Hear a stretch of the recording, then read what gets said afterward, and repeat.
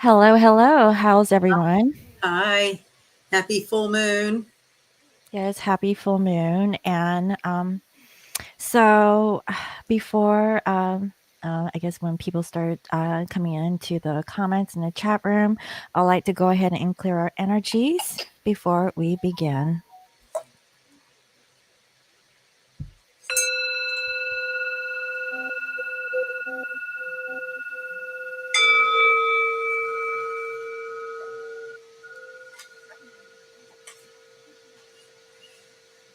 Whoa, whoa, whoa, whoa, whoa.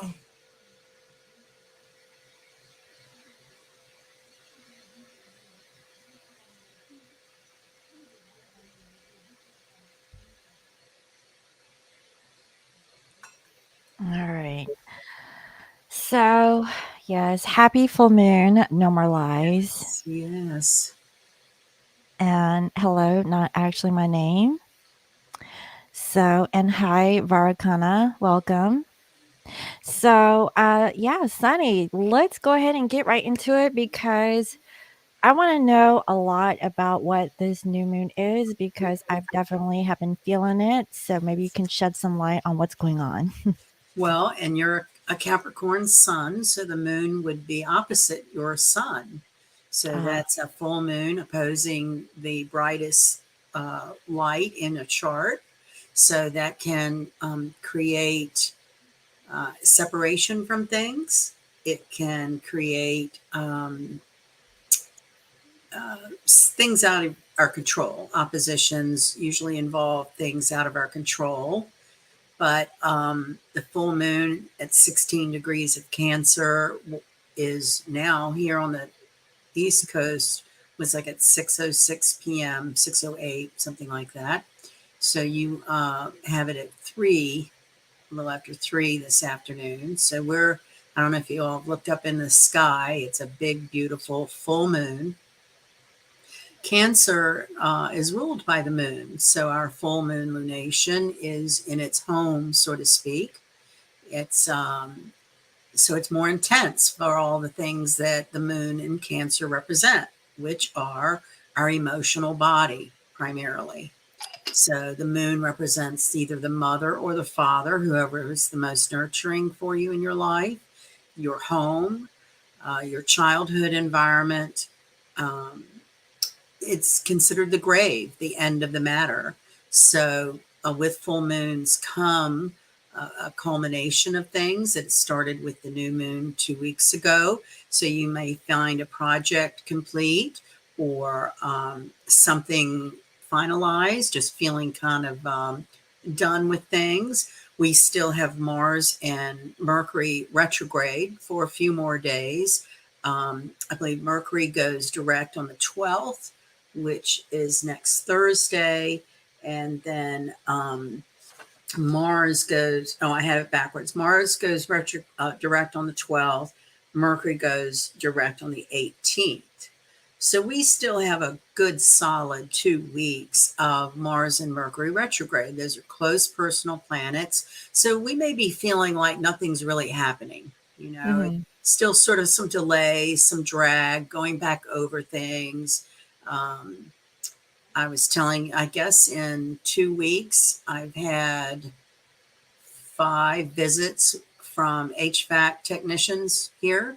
So that's very repetitive. Anything you have to go back over, or that's mechanical. So, right, anything mechanical tends to go weird for no reason. And then as the planets move forward, things kind of straighten out. So, Cancer is the natural ruler of the fourth house in the chart. You may find yourself doing some rearranging in your home, cleaning out. You may change homes. You may be looking at new homes. Anything to do with your home environment. You may, make it cozier. Cancer is very nurturing, very tenacious.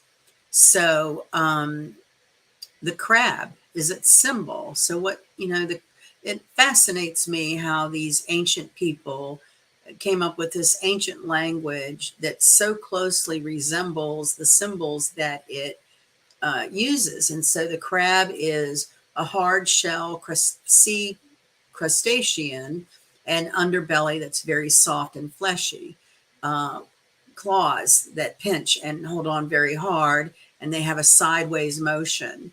So people with strong Cancerian energy, whether it's your sun, moon, or ascendant, or several planets in Cancer, tend to be a little tenacious. You know, they will bulldog things down. They will be relentless to get things done. That's that whole not letting go.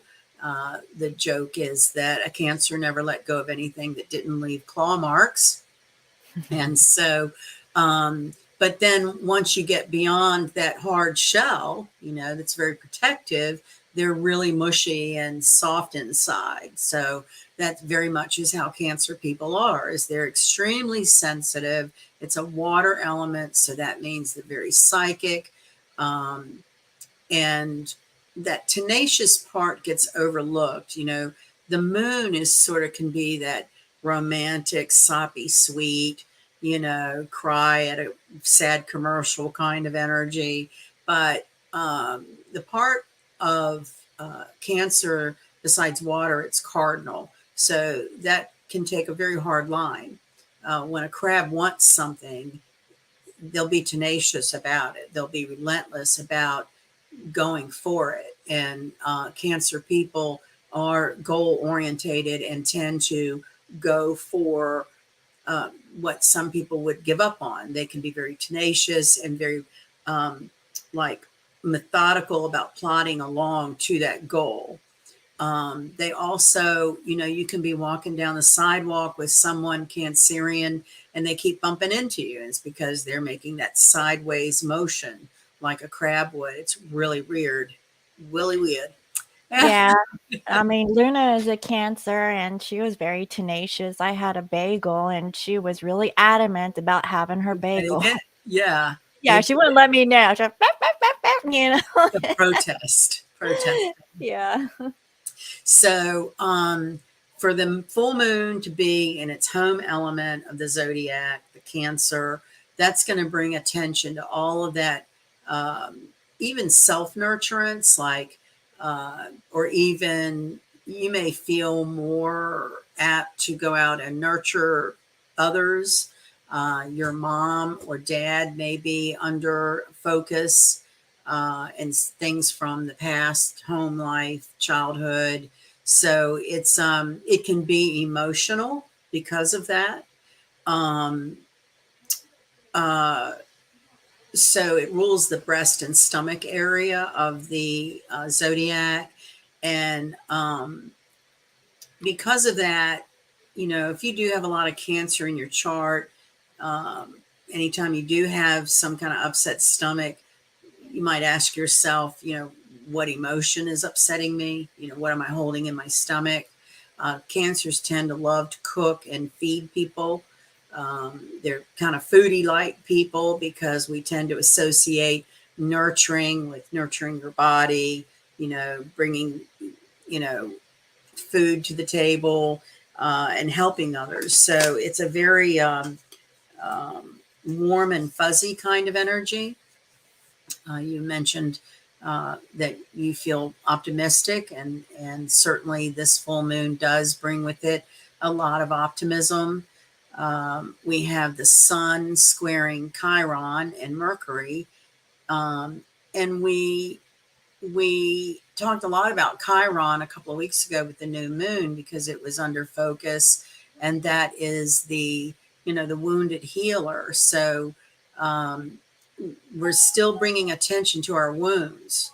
The full moon may bring up um, buried emotions to deal with. So don't be too hard on yourself if you're being sort of soppy or sentimental, or you might cry at the drop of a hat. So it's a time to be really easy on yourself, easy on other people, be forgiving. Everyone's trying to navigate some really chaotic kinds of energies. The Mercury sextiling Neptune is about illusions and fantasies. and also dark shadows. So when we're talking about emotional wounds and going into maybe parts of our subconscious mind or memories that we tend to stuff under the rug, that can be kind of challenging, an undertone of a challenge, or, wanting to escape. Uh, to offset that, the sun is making a trine to Uranus, which trines are lady luck. The sun is the brightest planet in the galaxy. Uranus is that electrical kind of breakthrough energy. So, Sun trine Uranus, we should be seeing some very phenomenal types of breakthroughs happening, uh, unexpected focus on things. You might be thinking you're going one direction on one sort of goal or uh, project you're going to go on, and then something out of the blue takes your focus over here. And I think one of the things to try to practice is that flexibility of not having to hold on to what you think should be done now.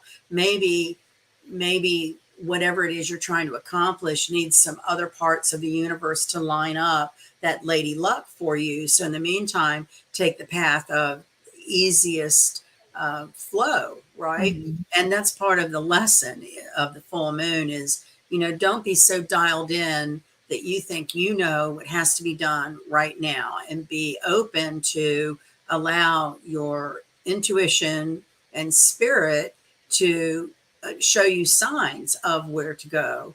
Um, you might be really challenged about something financial, something breaks down, car problems, job problems, whatever.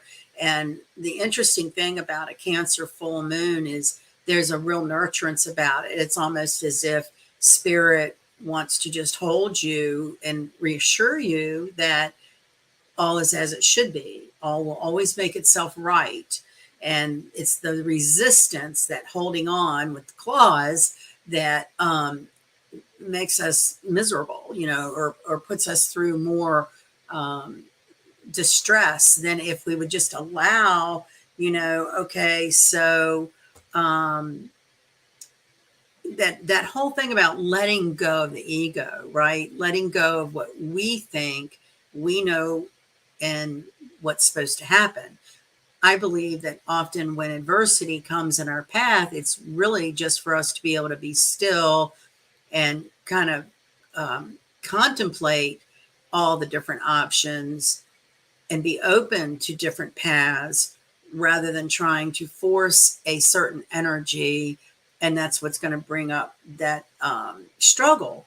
So, the planet Venus is making a positive aspect to Jupiter, and that's lots of movement. And so, as we get into more of this full moon energy, coming to the tail end of personal planets being retrograde, positive sextile to Neptune, and Venus sextile to Jupiter, that's a lot of opportunity. So if you're feeling kind of sentimental and maudlin, which Cancer in its worst expression is maudlin, right? They want to, just sit and cry and feel sorry for themselves, left to their druthers. I mean, that tenacity is what kind of picks them up by the bootstraps to say, okay, you've cried it out. Now you need to move on and figure it out.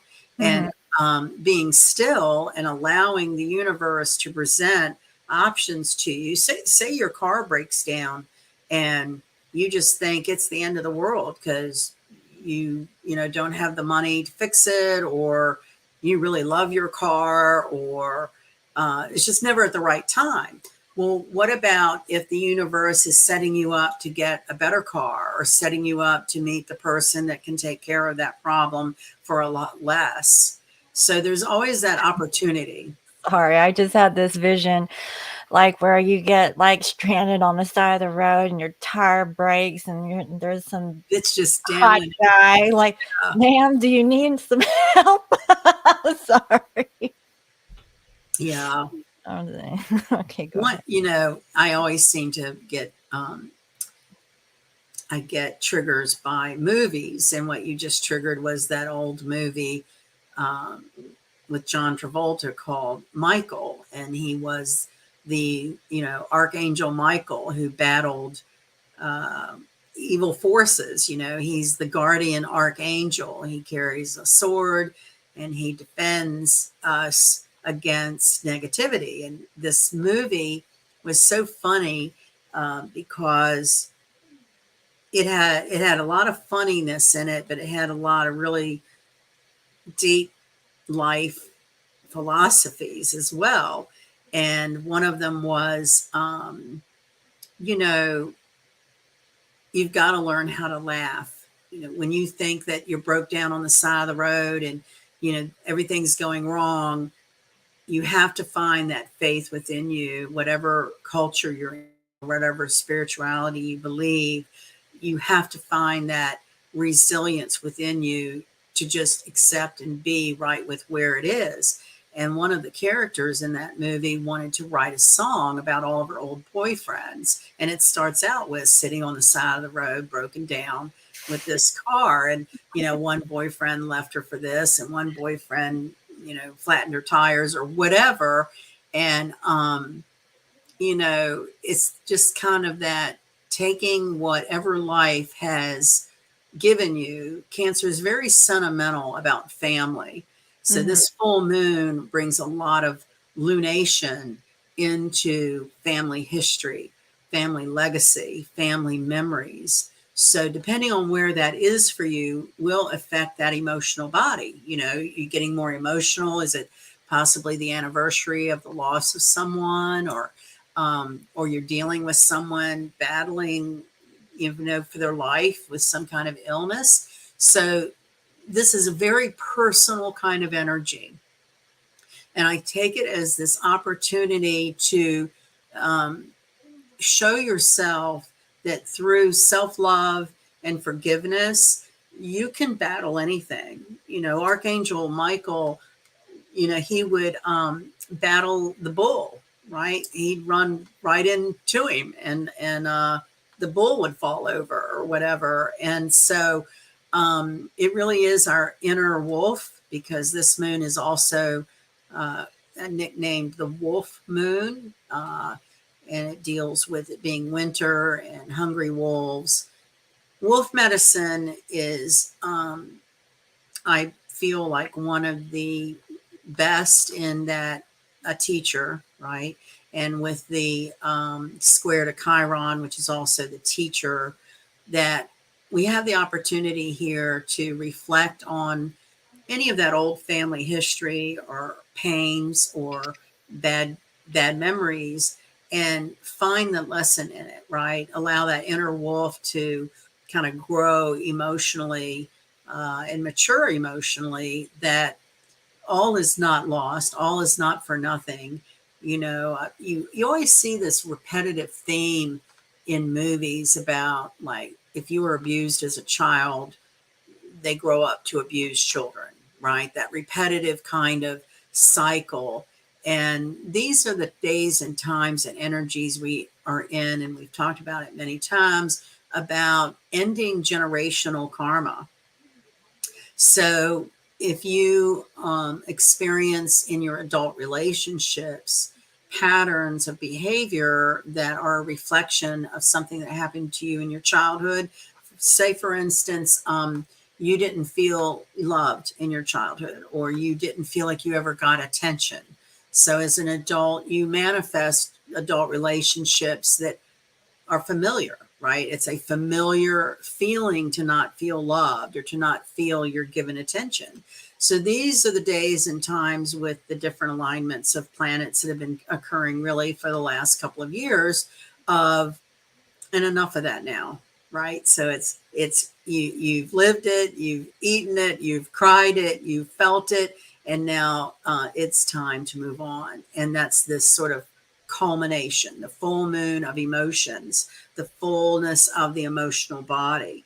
And so yes, you could get triggered, and that again, you have to look at these perspectives of opportunity. If that if that same pattern of energy comes in front of you, that's your opportunity to say, well, I'm going to react to that differently this time. And I just had this trigger memory, and this is a perfect example. This full moon is sitting right on my moon, so I have like almost a 16-degree moon. It's 15 and some minutes, and so I've been anticipating, well, how am I going to feel? Here's this big Cancer full moon, and I'm a Cancer moon, and it's less than a degree. It's sitting right on top of my emotional body. And I Mhm. think I told you the other day, I don't know why, but I have felt very buoyant. Like, it's a water energy, and water is our nature. So I have felt floaty and like, you know, kind of like whatever hits or knocks you might take, it's kind of like it has to flow like water. You can't stop water, it's always flowing. And, the last few days, it's been really tough. I lost heat. I've had a horrible problem with that. I really sprained my foot and toe. Like I thought I broke it, but I didn't. But it was really painful. Oh, no. And yeah, it was, yeah, I caught myself from falling down the steps. And when I did, I bent my toes back. And they've been black and blue and purple and green and yellow and all. No. And so, but it was, a hurt foot. So I'm limping along, feeling sorry for That's myself. kinda strange because today I, called, a dermatologist for my mother Yeah. because her ankle is swollen. Okay. That's Uranus. So Yeah, so it's, we like, have, puffy, it's got fluid-like stuff in her ankle, and I'm yeah, like, "I don't know what's up with that," yeah, but water. So we're fullness of water in our bodies, right? And mhm, I kept thinking, you know, okay, it's just a test. My dear neighbor has tried to die again in the hospital, just that whole emotional stuff. I've mhm, known him as a father, like since I was a child. So it's very emotional. It brought up feelings of losing my own father.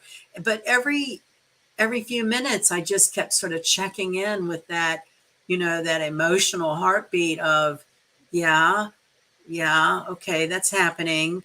It'll get better. Nothing ever stays the same. Whatever comes, you do survive and you glean something from it eventually. What I gleaned from spraining my toe is you should never wear sock feet on carpet. That is the cardinal rule. Do not wear sock feet on carpet because that's what made me slip.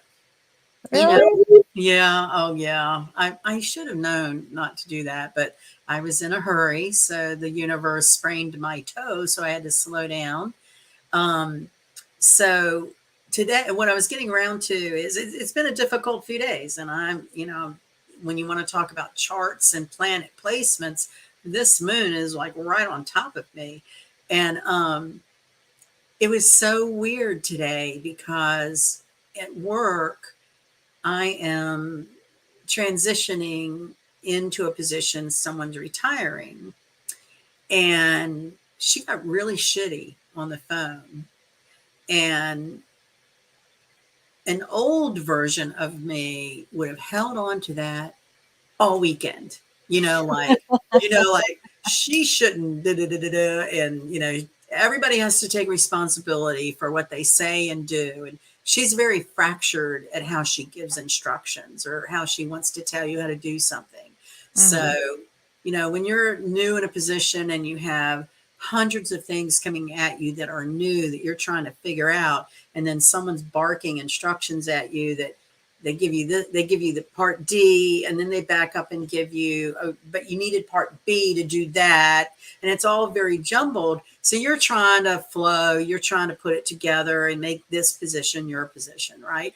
And mhm, so I noticed when I got off the phone, my first feeling was, oh, I'm going to be pissed off the rest of the day. I just could feel that negativity. And then it was like, don't do it. Don't buy into it. She's having a hard day. She just, blew you away because she's projecting whatever. She's going through a lot of health problems, which includes pain and surgery.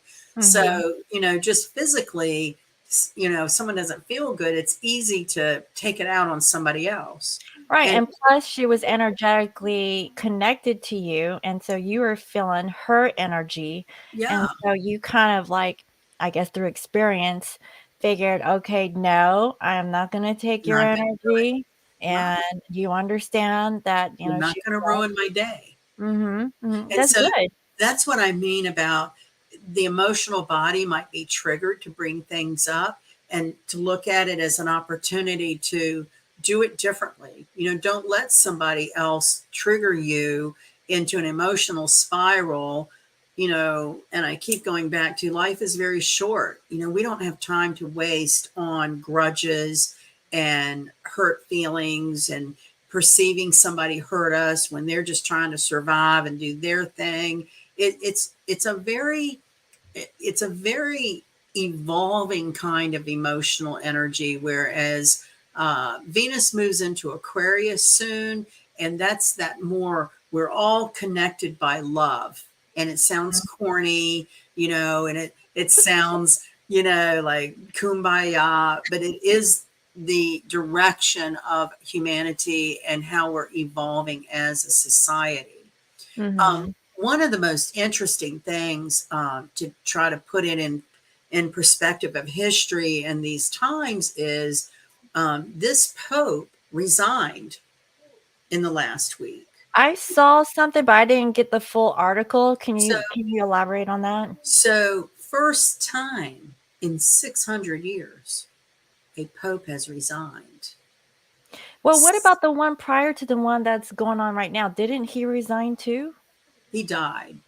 Oh. Oh, good, Yeah. yeah. But they've had this other guy kind of in the wings to take over. But, Mhm. I just don't take anything at face value that they try to tell us about what's going around in the world or whatever.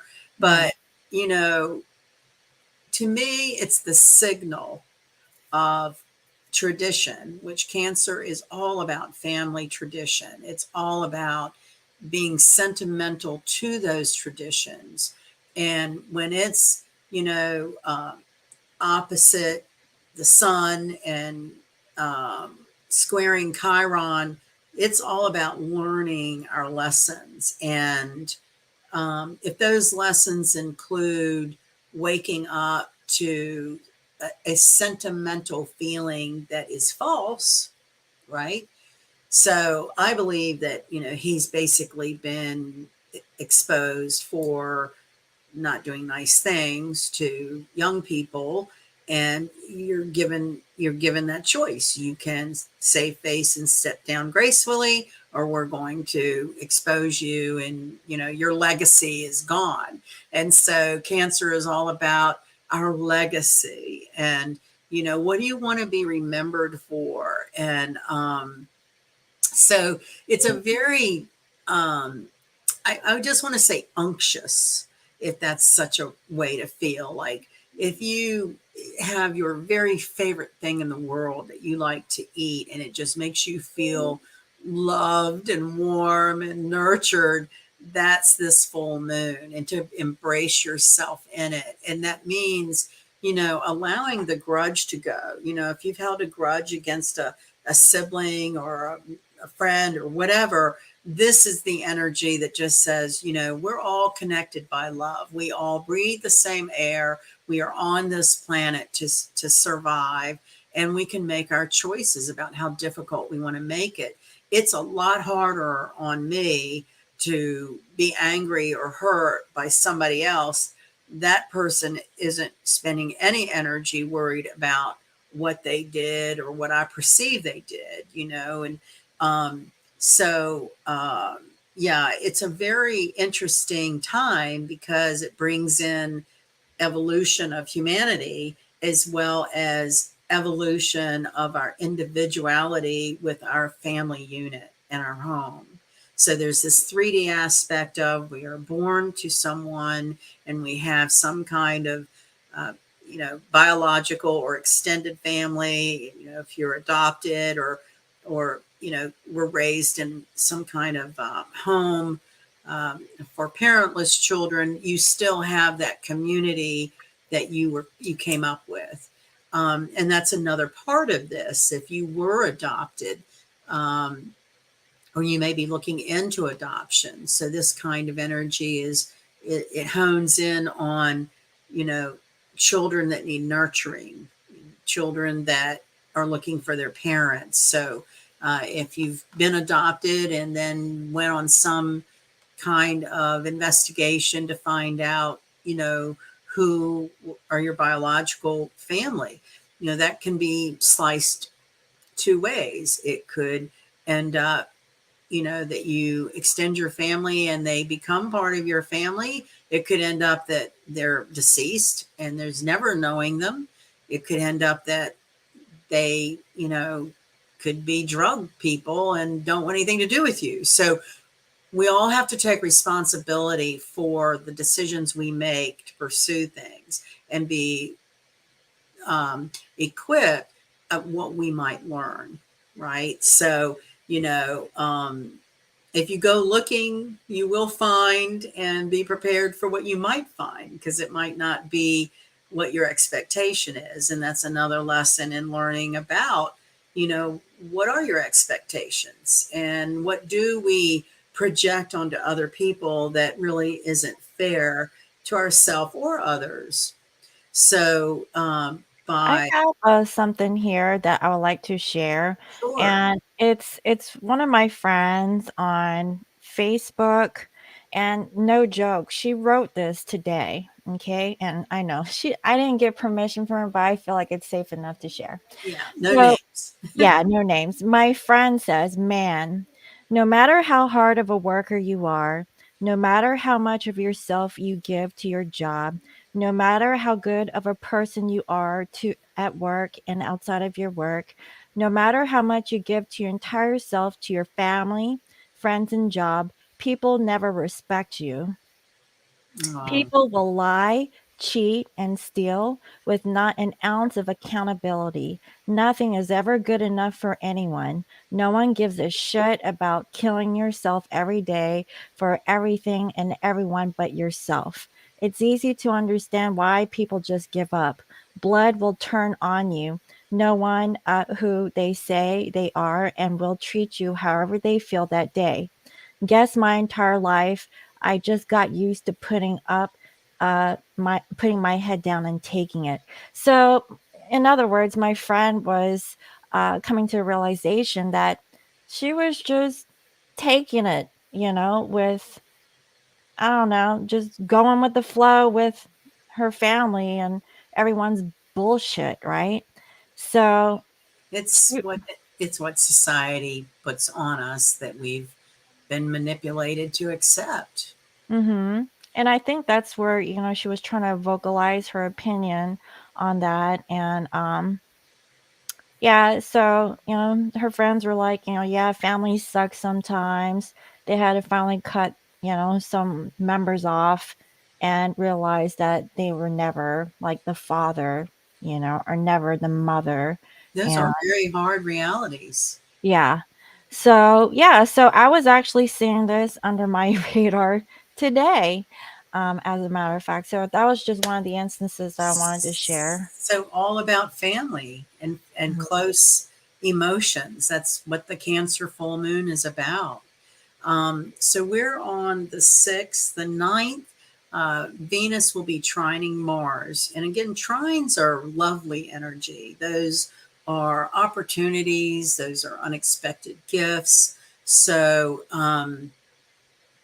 the best way I think to navigate what we're all these different mixtures of, you know, sextile to Neptune wanting to be about fantasies and burying your head about, you know, the dark shadows that you feel, you know, maybe you discover some really horrible family secret, or you know, you find out someone you thought was your family is not. I mean, all those sort of closeted um, uh, associations with our home, what we, you know, what we considered our upbringing, our childhood, those are the things coming up. You may run into childhood friends, you know, as an adult grown up. Um, So Mercury is then going to be trining Uranus. And that's like Mercury is how our mind works. Uranus is the thunderbolts. You could have an epiphany, right? It could just, so I guess, my message for this kind of energy is first off to be nurturing with yourself and, forgive yourself, for her to feel like she put up with being treated badly by family or whatever. The first thing is to forgive herself, because we've all been manipulated for generations to have a concept of how life on this earth should be. And really, I think that's been churning over and over for 3 years. If you want to talk a little about um, mundane astrology, which is the astrology of countries and not people. So in the United States chart, we're having a Pluto return. Mhm. And so, what is Pluto return? Well, it changes everything. So, this debacle we've been watching in Washington, D.C. all week, which never happened, in like 200 years, what is going on is never happened. And I started trying to, I don't like watching it, but a friend of mine who's just watches it all the time and she'll call me. She's like, and did you see? And I'll laugh, it's like, don't you know none of that's true? Look at it as that is just a stage with actors. It's not real. Just try looking at it from that perspective. And Mhm. that's what this energy is about, is getting us out of our head, getting out of that 3D perception of, well, this is the way it's always been, and this is the way my mama taught me, and this is the way it's supposed to be. All of that is up for play. Yeah. Mhm. And up for play in order. What does Pluto do? It rebuilds back better. So you Mhm. have to have the chaos and the destruction and the heartbreak before you can start healing. It's just like in modern medicine, or I've been calling it medical tyranny. They don't try to fix whatever's causing your pain, right? What do? They write you a script Patch it for up. pain, Like, right? Right. And so these Cancer full moon is about getting down to that emotional wound that that mhm. that what is the root of it? And those can be extremely challenging things to do because you might have realizations and epiphanies, Mercury trine Uranus, that, oh shit, I mean, that's not what I want to believe of X, Y, and Z. Yeah. And so it's very challenging if you're too dialed into those perceptions of how society has said family's everything. You live, die, and eat for family. It doesn't mean that your family can abuse you know Right.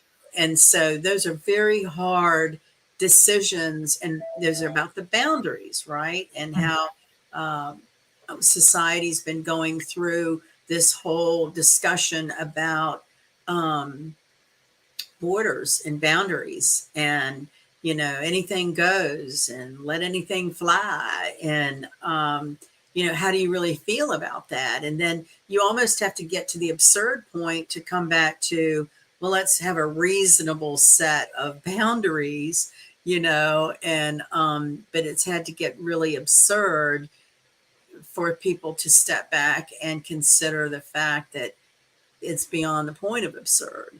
And Mhm. what I think of when I think of that is this whole pronoun evolution in society, where boys can go into girls' restrooms in high schools and girls are getting raped. Now, Mhm. that's just wrong. And I don't really care if that offends anybody, but it's come out of this whole concept of, you know, don't judge me. I have no boundaries. And, yeah, we do have boundaries. We're a civilized race of human beings. We're not walking around barefoot in caves with, skinned animals on our back and just raping women. And Mhm. so it's been this whole sort of turning upside down of going from a very Victorian kind of strict chastity belt kind of society to sex, drugs, rock and roll, anything goes. And then, one of the scariest things that I wish people would be more cognizant of as a whole society is every great society right before it has failed is asexual. Oh, And really? right. So Through this whole history. erasing those mores of masculine, feminine, Mhm. um, where, what think tank did that come out of? What was You know the, what? I was watching like some anthropologist, and he was talking about Hermes oh, uh, and Aphrodite, right? They're the ones that yes, bore children, and they bore like a hermaphrodite that had like a yes, tail thing. yeah. Yeah. So are you talking about like in Greek mythology, something like that? Well, before the Roman Empire um, failed, there were Mhm. there were no sexual distinctions. There it was the anything goes orgies. There was no um, male female role. It was all asexual, and Ah, so this all gets into kind of like Darwinism, and survival of the fittest. And so if you have a say there is some sort of element in the world that wants to control and manipulate society for their own benefit, and it's usually money, right? Money and right. wealth. So there's been some kind of emotional manipulation, and I feel like with this Cancer full moon, a lot of this emotion is coming to light of guilting people into feeling like, well, you have to do this, um, because it protects me, or um, I'm probably not, I don't feel like I'm explaining it the way I want to. Well, Um, I can take it a step further, but I don't know if it's gonna be safe to talk yeah, about it. I know it's Mhm. hard to really, It's hard to speak your truth these days. right. But yeah, I get what you mean, and I think the collective kinda knows, but, I know that maybe some of the viewers are It's a maybe some generational thing too, Mhm, because it's been an educational system that has, in the last three generations, I believe, tried to erase those, what maybe in the generations older than me even, was the other extreme. So Pluto is the extremes, right? So mhm. we go from Neanderthal, man grabbing woman by the hair and dragging them off to the cave and raping them, to the extreme of nobody's having any sex, nobody's reproducing, everybody's just asexual and just wants to talk about being asexual instead of like just a healthy man and woman having a healthy reproductive life. I mean, it's like we've been desensitized. I think Right. it started a lot with violence through video, and just nothing being sacred. Um, There's like, definitely a lot that's going on because nowadays there's a depopulation that's going on, yeah, obviously after COVID, but now, there aren't enough babies in the world, which is kind of strange because now there's a formula shortage that is still going on, and now it's Tylenol, shortages for children. So, what I've and that come might not be a bad thing, because what's in Tylenol, there's a recent lawsuit filed by Consumer Reports against Hershey because they have found large amounts of lead and metal in dark chocolate. Now, Mhm, how long have we been hearing about, if you're going to eat dark chocolate because it's good for you?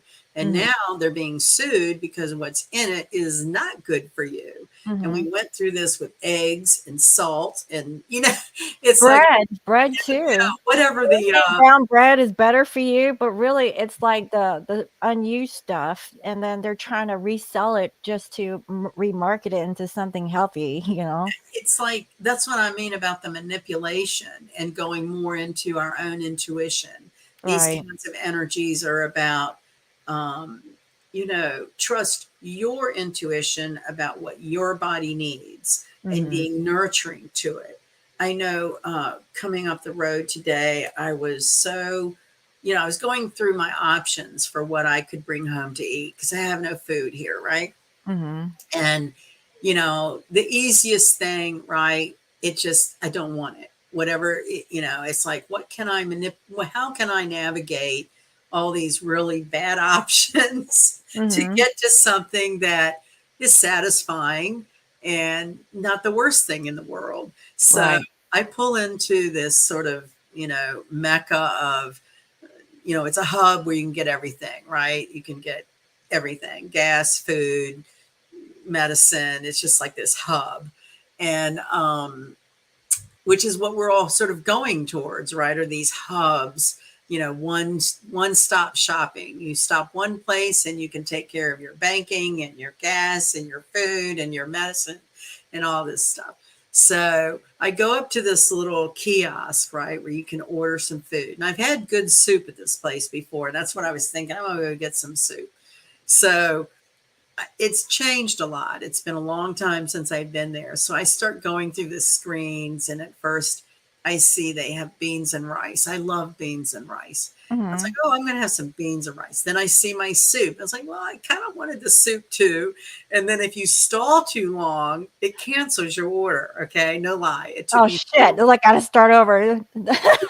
three tries because I just kept wanting to see my options, and none of them are good options. None Well, of them. there should be a button on that screen that says, "Do you need more time?" You know, like, yes, like, I know, I "Give know. me more Well, I do time." actually think there was a button that says, "Do you want to continue?" And I just kept staring at it thinking, I don't want that sauce, you know what I mean? I don't want that, whatever. And honestly, all I could really go for is something sweet. But again, that's not good for you either. But Sometimes it's it's just better to have, like, that personal experience, like a real person to take right, your order as right. opposed to, like, looking Oh, no, at a no. screen. Now they've got all the plexiglass up, you know. Oh, I okay. want the report that tells us how many bagillions of dollars did companies make on plexiglass. Oh, I heard That's what about that. mm, Yeah. That's right. another stock option that we could all look into.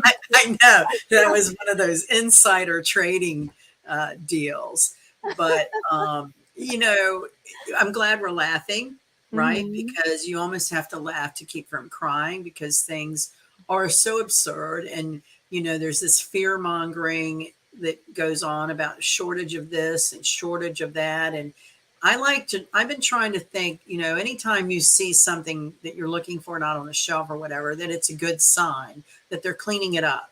Something in it was not right for us, and we're in this big cleanup on a lot of levels, and our own self. Just like your friend making very hard decisions about family and close friends, and um, so cancer is all about family, and Mhm. how we feel about family.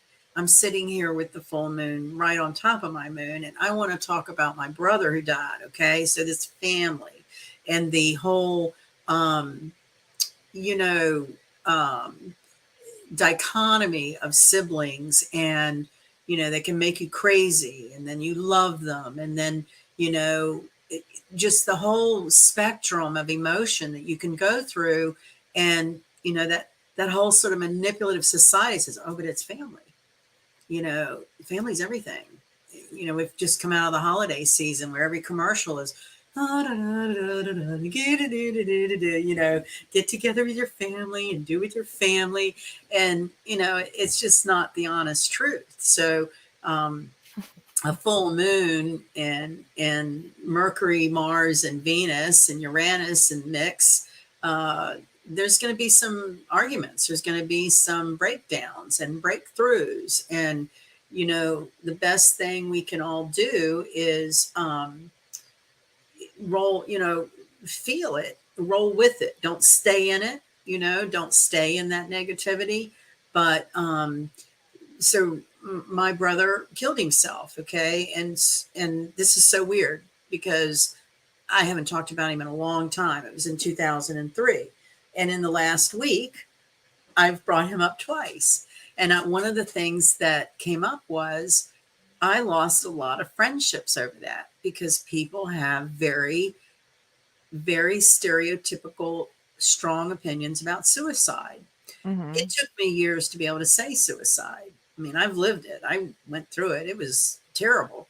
And but my point is, it's like that horrible thing in my life really purged some really horrible people out of my life because Mhm. these friendships had been like 25 years, right? So even though they didn't respect you or treat you right, but you've been friends with them so long, right? And we're Mhm. supposed to be forgiving, right? And we're Right. supposed to, yes, unconditional love and blah, blah, blah. But if it's hurting you emotionally and it's hurting your self esteem, how is that unconditional? And see, there's that disconnect we have to navigate, right? Emotionally. It's like my three best friends, one who was like a second mother to me, who all knew him, all just condemned him for taking his own life. They didn't give it a second thought.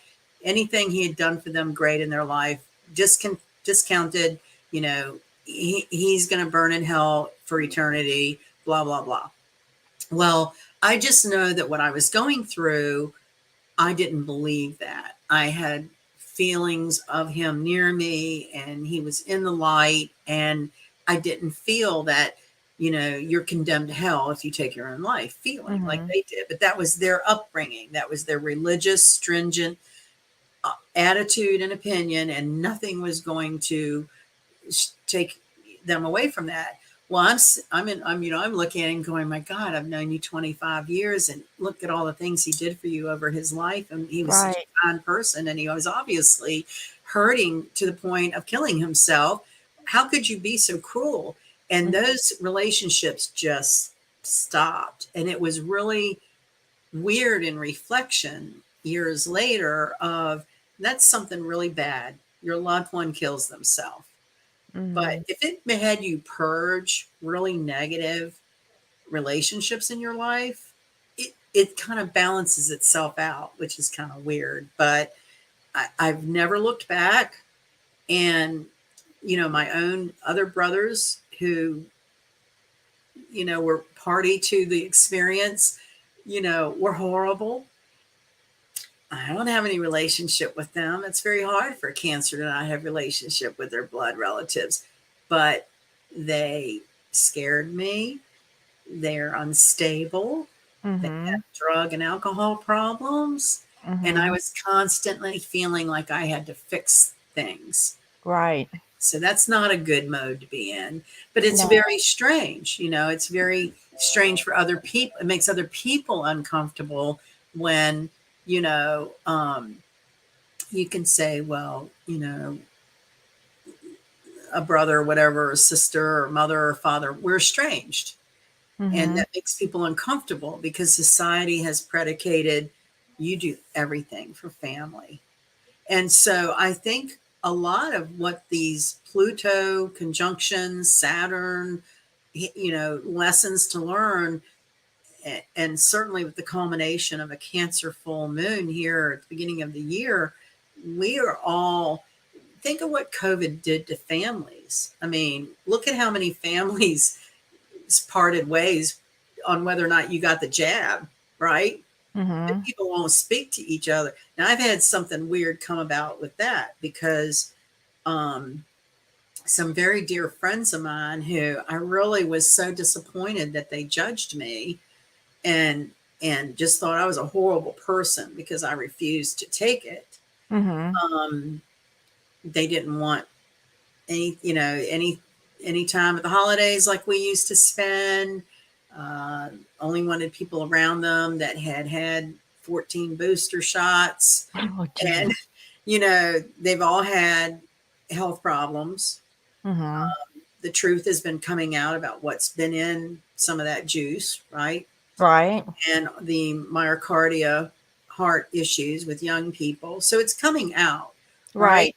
My issue was nothing should be, I mean, no one should be forced to do anything to their body. You know, if you want to do it, great. But no one should, you know, demand, especially government, should demand you do something to your Oh, body. yeah, everybody took it on their own free will, the ones that chose to do it, and plus the boosters, Yeah. and even, like, if you have family members who are all for it, and then there were some family members that were totally against It it, split families apart. it split them apart, it was differences of opinion and, and also emotions that actually got in the way that Yeah. played a role, and it's a lot to do with personal beliefs and how much programmed, how much can Yeah. they be programmed by Right. certain methods. And What they so, call it, the mockingbird or yeah, whatever that. Yeah. whatever that thing is called. But yeah, Well, so now, okay, mhm, so now we've come farther away from the Saturn Pluto conjunction, right? So mhm, we're past the intensity of it and we're looking at the fallout, and all of this other information comes forward.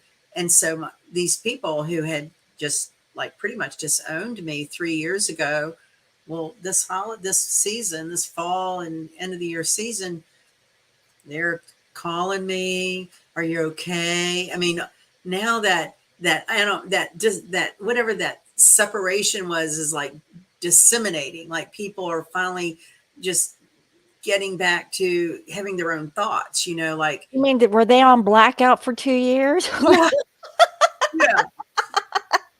And you know, I was just thrilled that just Oh, honor you're back. Well, welcome. Like, honor a person's feeling about it. It doesn't matter if you agree or disagree, but don't condemn one person for one way and another for another. I mean, it goes both ways. I mean, I was guilty of having opinions about people that wanted to do differently. right. So it goes both ways. And now it just seems like it's been this very severe Pluto, extreme um, energy, and now it's like in this fuzzy kind of fog of what's coming out of it now. You know, Mhm, people are like coming out of the fog. I see like the judgment card, mhm, like there's sort of a rebirth of souls. The whole idea of judging somebody based, what they want to do for themselves, that now it's more of, if you want to do this, if you want to do that, it's up to you. But you mhm, don't have to do it because I do it or whatever. And so that to me kind of signaled, I've seen that happening with other people at the end of the year, that families that had been separated for these different opinions did come back together mhm, and found a common place. And the common place is, we all breathe the same air and we all need shelter and food. mhm. And when the SHIT hits the fan, we're going to have to help each other. And Right. so it's an interesting cycle that we've come out of. And it'll be years still, I think, reflecting and learning from what 20, 21, and even 22 meant to our world. And it in the one hand, you can really categorize it the way you want to. You can look at it as what an exciting time. There's some very interesting court cases that are very real. 7discoveries.com, it's the number 7. um, you can read some of the lawsuits and it's all about our freedom. It's all about Uranus wanting to be free, wanting to be creative and individual and express ourselves. And so I think what's happened over this 3 years has taught us that we can't offload the responsibility of our own freedom to any other third party entity or anything. I mean, we are all individually responsible for our emotional well-being and our physical well-being. And that's what I think is a really cool part of how we're going to all come out of this is seeing what we have in common, and each person contributing what their gift is, Mhm. instead of having these very robotic kinds of stereotypes about, you know, you stay in that corner and you stay in that box and you be in that cubicle. It's sort of like the walls coming down and people at least communicating to find what do they have in common. And if you don't agree, not like burning down the town for it. You know what I mean? Right. So, there's a lot of speculation, just the financial markets and anybody who's in Bitcoin. I mean, that is just in the There's tank. there's just so much speculation and so much that is going on, and I really feel to me, it feels like a scattering of energy, like everything is being, like, kind of discombobulated or whatever, Yeah, and just where kind of, where do you start, from the yeah, ground up? yeah. And I I've think been it's, contemplating that. Like, I'm thinking like, should I start investing into Bitcoins again? Like, what about the stock market? Like, should I really like do something like that? I I would, still I would question it. stick with what you know, which is gold and silver and Well, platinum. I guess a plot of land would be nice with a garden, like, Yeah. with my rainwater, stuff Yeah. that's free. The blockchain technology that is the basis of digital currency isn't going anywhere. Okay. Mhm. It's an absolutely out of this world type of technology. So it is here to stay. But, all the forecasts that I've seen is it hasn't bottomed out yet. I don't know about you. And I had quite a lot in it and it's like gone. I Yeah, did. me too. Like, that's why I stopped, Yeah. and, even if you put an exuberant amount of money into something like that, there's still, like, a loss, especially with Bitcoin Yeah. when, things were ramping up and stuff. If you didn't take out at that opportune time, you're at a loss right now, Yeah. So, and you know, the financial people are like, buy a 1 ounce silver coin for $20. You know, silver and gold would be what you could actually trade with should money currency change. It's an interesting idea, the Mhm, whole digital currency thing. And I do think some part of it is here to stay. But I think this initial last 12 years, I think it kind of launched in 2010. That is a Jupiter cycle. And it's kind of had its heyday. And there's mhm. going to be some sort of rebirth. Um, of it. So I would say just buy what is solid that you can hold in your hand and actually has value. So silver is so valuable because it's in everything. Mhm. It's in all the computer parts and everything that's manufactured. So So uh, all those motherboards that you guys have that yeah, tried out years ago, you better save those parts. yeah, just save those memory chips. I have plenty of that. I have a whole tub full of, like, fried up motherboards and, you know. I've always thought about them as an artistic project, like I saw someone a long time ago take old CDs and make like clock faces with them or, paint them and make things out of them. And so I guess we'll be doing that with computer parts too. It's an interesting time for inventions and evolution of technology. All of this, we've had a lot of Uranus aspects. The Thunderbolt, it is trine Mercury now. Mhm, And so, what that can also mean is the expiration of certain patents, which open up the door for other projects. And also, in prescription drug world, a lot of the pharmaceuticals can charge tons of money for brand names because they have the patent. As soon as the patent expires, they can, other manufacturers can produce generics out there. So we'll see a lot of, I think Well, this is the thing that I found out about patents is that people like, okay, so I have a client and he's produced, you know, an object, and there was a company that was making knockoffs. Now he has a patent pending for his thing, but his product is being produced by a well-known, reputable company.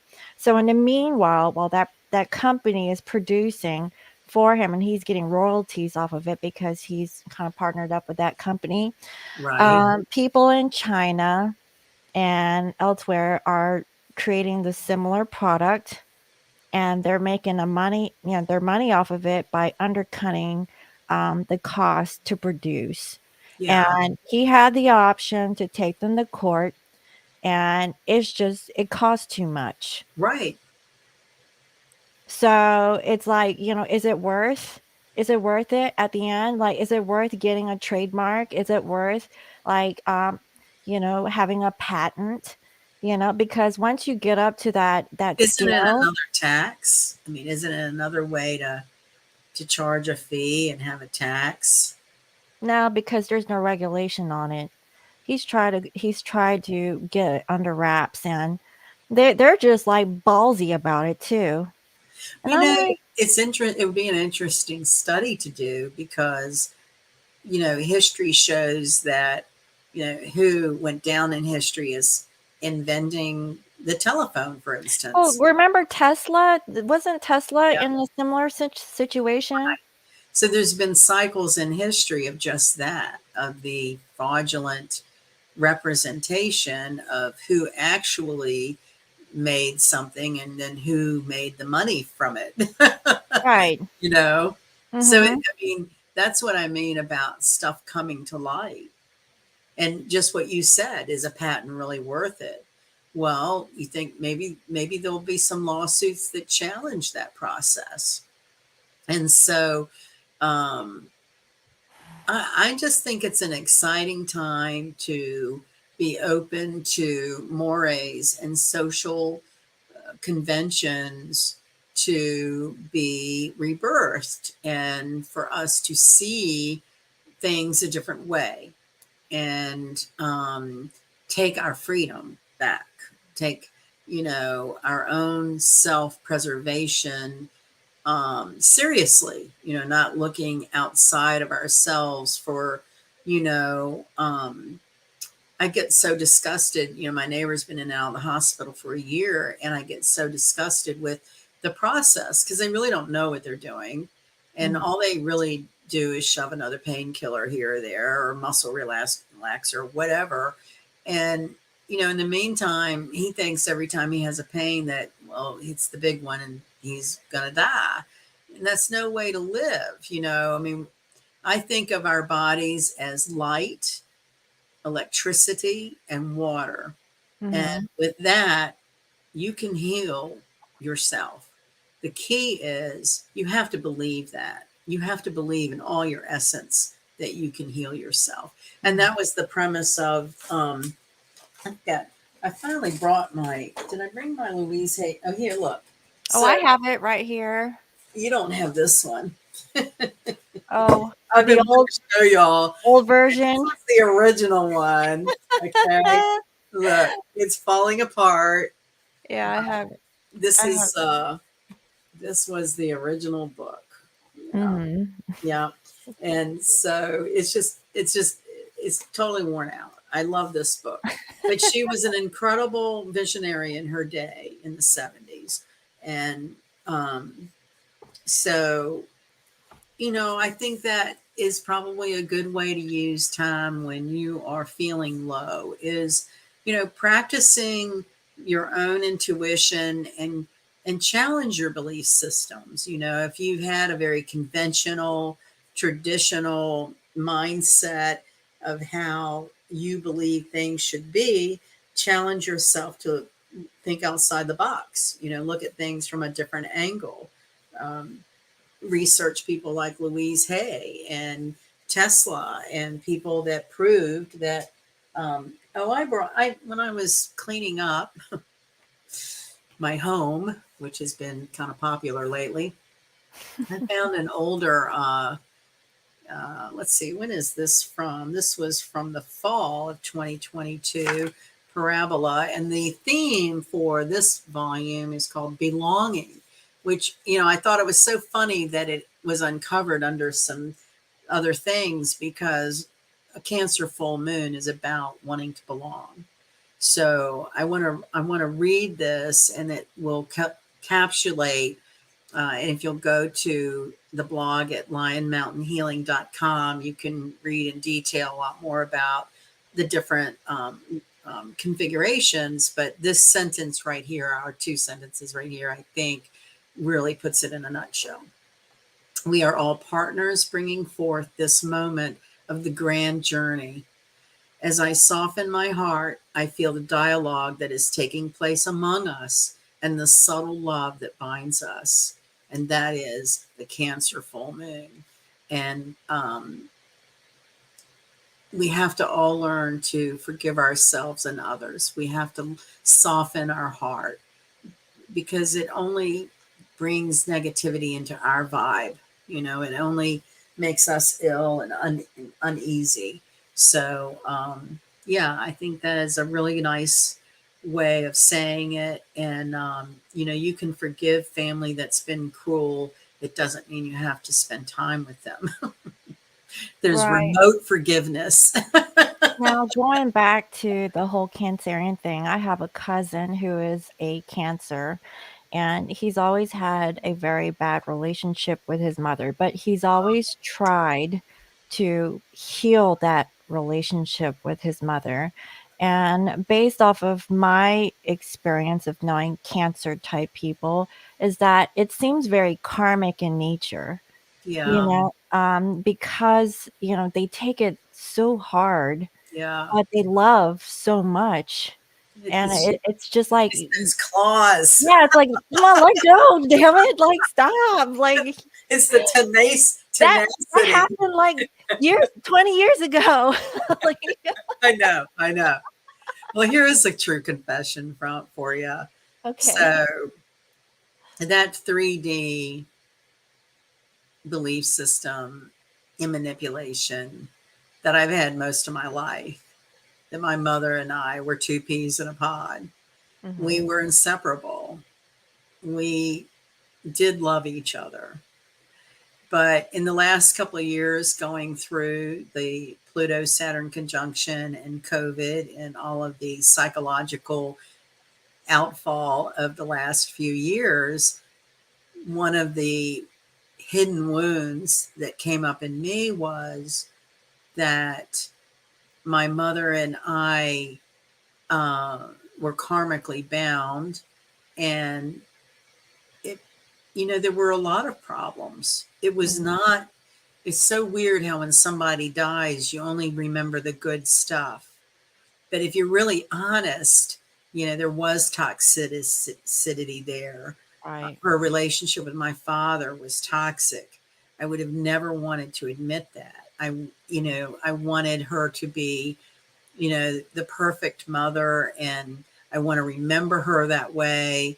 And there's certainly very loving, wonderful memories, but then there's also an element of coming up in that household that has affected my whole life. mm, And, you know, maybe you could even say, a sibling to take his own life, and siblings to go off on drugs and alcohol. So, I mean, obviously, it was dysfunction at its height, but in that ego sort of 3D level of, but I love my mother, but my mother was wonderful. The truth of the matter is there was a lot of problems, and mhm, that's a very hard thing to, if you've believed something all your life, and then all of a sudden it's like you look at it a different way. Um, it's okay. I mean, I think that's what we're being encouraged to do, is just be honest with you. mhm, Just be honest with yourself.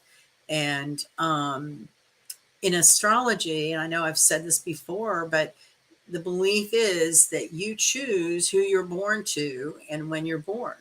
And that's very difficult when it's been a horrendous experience. But, you know, the other controversy about astrology is how it does rely on the fact that there is reincarnation and you live thousands of lifetimes, if not 10,000 lifetimes.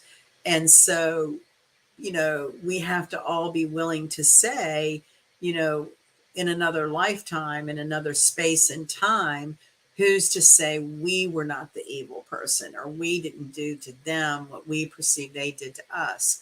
Mhm. We have to get rid of these judgments and thinking like we know, but I know. I had a Mhm. past life regression. I know. I mean, these are all speculation, and we're all just trying to survive. And I think what we've been through in the last couple of years and what we're heading forward to in 2023, which March is a huge transition of planets that opens up the door for all kinds of invention and freedom and newness and opportunity. You've just got to grab it with all the gusto you can. And that's why I think now is the time to be letting go of those perceptions that you think you know. Mhm. Just start with the wonder of a child. You don't know anything. Mhm. You're open to what the universe might present. And it might be one thing this week, and next week you might find it's another thing. And that's all, allow it all to be. That's what creative energy does, right? And just remember that we're water, light, and electricity. We are water, light, and electricity.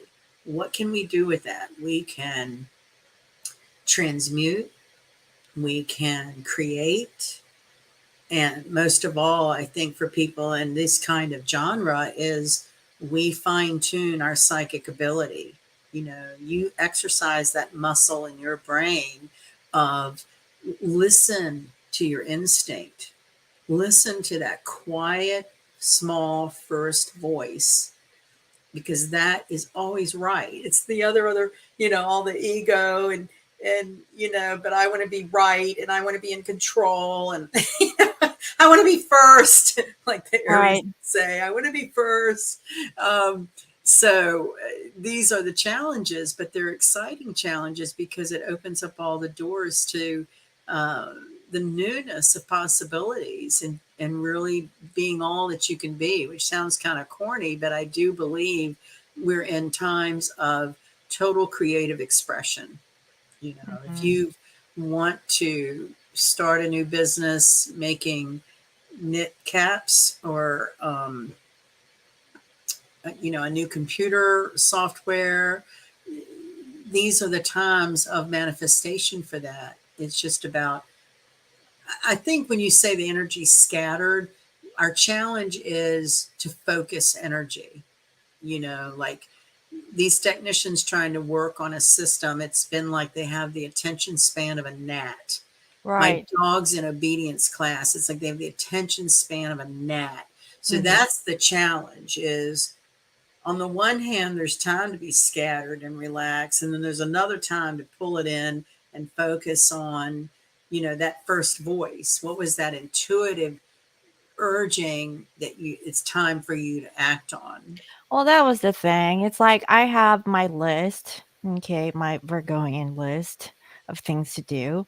And it just seems that when I try to tackle my list, there's something that obscures my schedule. Yeah, Like it doesn't flow that way. And it's like, okay, I know I can't control it, but at least I have it under wraps. But now I'm like, I can't focus on it the way that I want to focus on it. yeah. So is that like the universe saying, hey, we want you to Consider divert this. your attention to something else. It's not meant for that right now, even though it's like a project or something that I need to really work on. So that's my About dilemma. what your intuition tells you, right? It's about, Well, it's really, circumstantial. It's like I can't do it physically. Mentally, I was going there, but physically, I'm getting obstacles, like I think you know what I'm talking about, Yeah. because of my, thing this morning, but whatever. Well, I think it's more just about being still and open, like Mm, being quiet to allowing different possibilities. It doesn't mean we have to divert from a goal or a project, but maybe be open to the path which leads us there. And all of yeah, us, it seems like, have in common that we had challenging upbringings or challenging home lives or challenging relationship issues. And from that comes the need to feel in control of something. mhm. And not being in control is very uncomfortable. And these energies are inviting us to at least have short, brief periods of time when we're not so concerned about control. I got it. Go with the flow. Yeah. Yeah. And Okay. those intuitive urgings are what say act now. Like you feel lazy and um in my home recently I got a new mattress in Box Springs. I've slept better than I have slept for in years. It has made a world of difference in my rest. It is amazing. It is amazing. And so I used to wake up and, all night long, never get comfortable. I'm like, I'm down. I'm down for the count and I'm down for like 8 hours. It's amazing. And I feel very energized. I feel better. Right. And Uh-huh. so think about your own bedding during this time. Are you on a comfortable mattress, or can you do something to make it more comfortable for you? And everybody has a different idea of what comfort is, but Mhm. um, I tell you, it's really interesting how just getting good rest will help your intuition, because the first night it came on New Year's Eve, right? And I had done all this cleaning in my bedroom, and I heard of dust bunnies, and so my nice new bed was all made up, and man, I laid down, and it was so weird how just intuitive urgings kept coming, and I would go and I'd The act on bed it. is calling my I know, name. I know. It's like I'm relaxed and my intuition's flowing, and it was great. And That bed looks nice, I know. but I have to do stuff, but It's I don't really know. weird. It's really, really been great. But it's all about been slowing down, right? And Uh-huh. not feeling like I've got to fill every moment and every day with something productive and something, proactive. And another thing we all have in common from being from difficult backgrounds and relationships is we're overachievers. And Mhm. it's hard to ask an overachiever to chill, right? Because we're trying to fill up our time and the void in our heart Mhm. because it's been painful. Mhm. And so, for sitting still and feeling that pain and feeling who that person or persons have been that have brought you to that point. And I think we're all just really worn out from our childhood and home life that's affected our adult relationships that have netted zero, right? We're all have in common that we've not had successful commitments, healthy commitments. And but we're all here trying to work through it to strive to reach that healthy place where, we don't have to be in control, we don't have to be full of fear. And it's an ongoing process. I don't think there's just going to be, a switch that goes off and all done. I think it's an ongoing nurturing of our feelings and taking ownership of them and not being afraid to sit with the shadows every once in a while and trying to keep that balance, and I think I shared this a long time ago, but it's worth repeating and it's coming to my mind. So here's what would be a good exercise over the next couple of weeks for this lunation. It's called a loss grief inventory. So you get yourself a piece of paper, and there's no right or wrong way, but you're going to draw a line, and you're going to start anywhere in your life. When I did this, I started with my divorce. Okay. You put the year that you feel that you had a loss, an emotional loss, something that really was a hit to you emotionally. And so below the line here, it had the year of my divorce. So then you think about it, pray on it, meditate on it, and you want to think about, okay, after that happened, what was the next good thing that happened? And you put the year or whatever. Well, if I had not divorced, I would have never started my own business. It was as if I divorced a man and then I had a business that was like a child for me. And so that was very positive because it was great. Okay, so then what was the next loss? Okay, when it came to my mom's death, I was like, gosh, there's nothing good that came from that. That just sucked. I can't think of anything good that came from that. But I became really close with my dad because my focus was different. And it was nice that before he died, we really developed a great friendship, which we were always okay, but we didn't like go and do things together because my mother and I always were. So then it was okay. What comes from the loss of a business or the financial loss, bankruptcy, or whatever, and you just go across that line, that timeline, and give yourself time to think about. Okay, you had that loss, but then take the inventory of what came from that because something always comes from a loss. When my brother died, I was like, what in the world could possibly good come from this? And as I shared with y'all earlier, I really cleaned out some very bad friendships, people that I was beholden to that were very unhealthy. So that's a positive thing. Mhm. And do that inventory. And you can start from any point. There's no right or wrong. And what came out of that, and it took me probably 10 days, 2 weeks to finish that. So it's not something you have to sit down and bang out, right? Just start and think about it. Give yourself quiet time to think about it. What was that emotional hit? What came from that? And what you will reflect on when it's all done is how resilient you are. We're very resilient people. And so when you know that when you're faced with adversity and you're going through some really difficult emotional negative feelings, you have that optimism or that I guess hope of, but something will come from this. It can't all stay bad.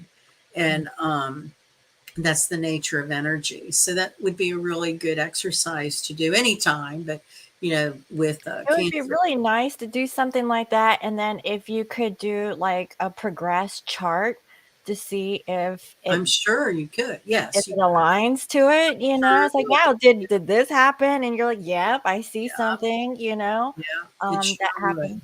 Yeah, and Yeah. so then, that way, if you progress it to, like, how far, I guess, can you progress a chart to? Can we go, As like, far as you want. oh, really? So can I say, "Hey, I wanna know what's In going 10 on for years. me in, like, 5 years, 10 Sure. years? Do Well, you that's see if what I'm getting married? Like, I might have another baby." so, that's something we'll do in classes is showing how you find that because when planets progress over an angle is when things happen in your life, the chapters happen. Mhm, And it could be a physical change on the horizon, like moving or surgery. In the nadir, the bottom part of the chart, it changes with parents and siblings, neighbors, close friends. On the descendant, it is relationship related, job related. And on the midheaven, it's your faith, spirituality, and your outer world, people around you. So that is what progressing a chart does. And depending on what planet it is, just like Jupiter has 12-year cycles, every planet, Saturn has a 28-year cycle. So every planet has that cycle too. So it depends on what planet is progressing where that helps us sort of dial into, is it financial? Is it, marriage and yeah, romantic? so I got a list. So I want to Okay. know. Wait a Okay. minute. Wait a minute. I'm going to Yeah, do your let's chart for write it your down. birthday. So I want to write this down. I'll get it ready. Okay, I'm ready. All right. So I want to know, what do you see that's going on for me this year, generally, if you can look into that. And then what is going to So let me happen? just stop you right there. And Okay. so it educates other people too on getting their chart done. Okay. That's always done.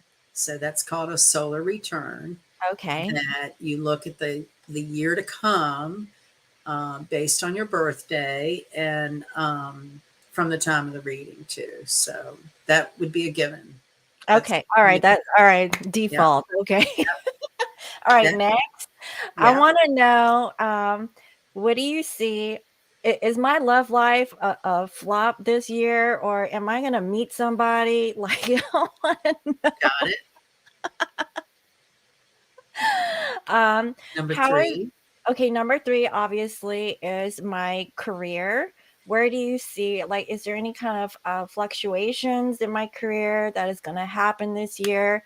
And, can you pinpoint, like, through, like, time? Opportunities. Okay. Yeah, opportunities. Okay. And then, um, Number do you four. number 4, do you see that I'm going to move in August? Okay.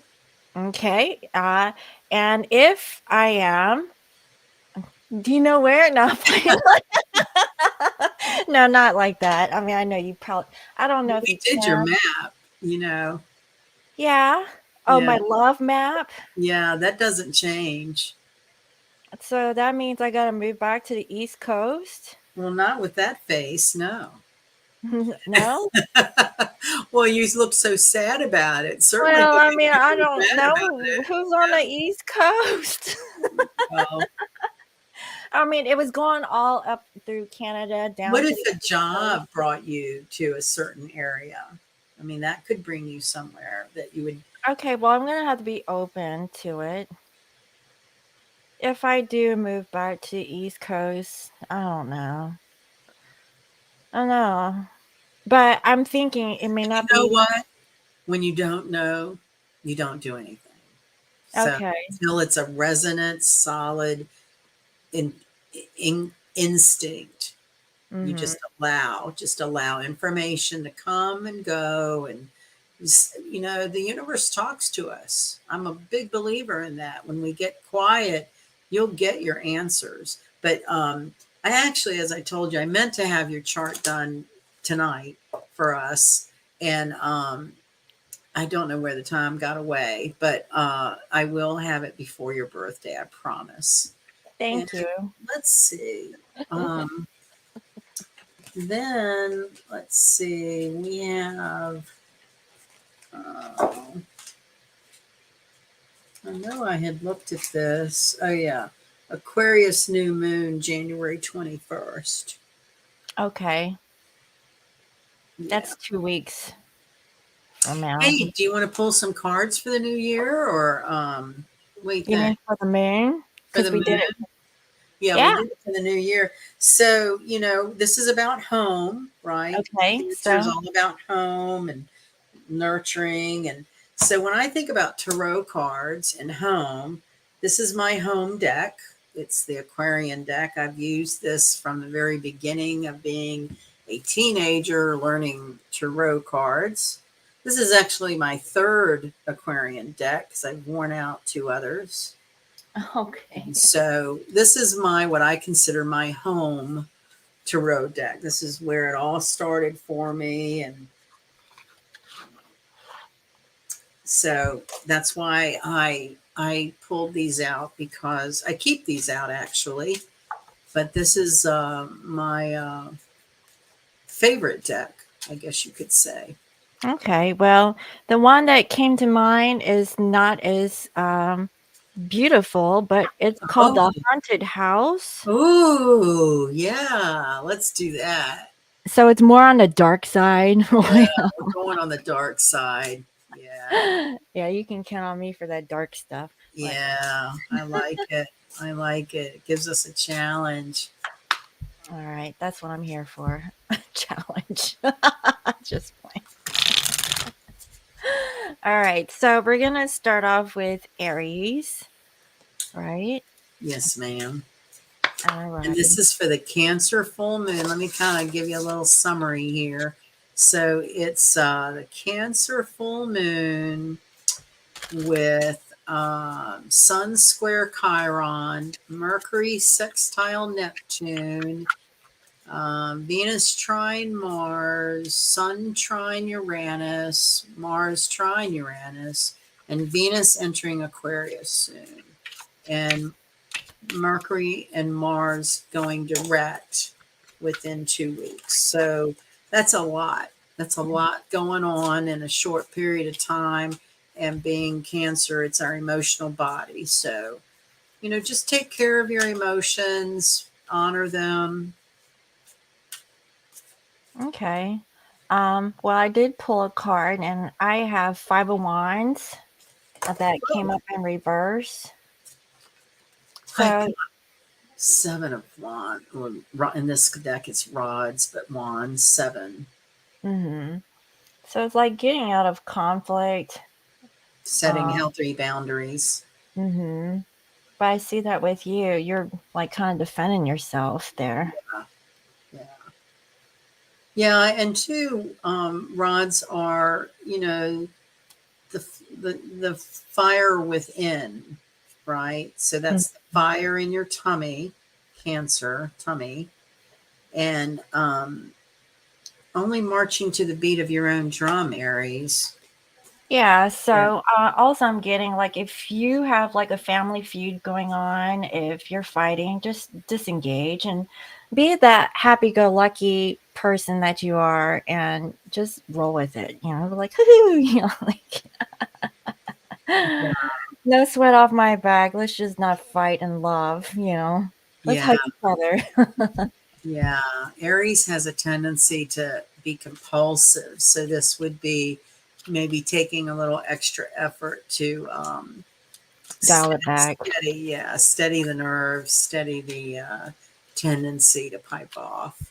hmm Yeah, I think that's good advice. All right. So, Taurus,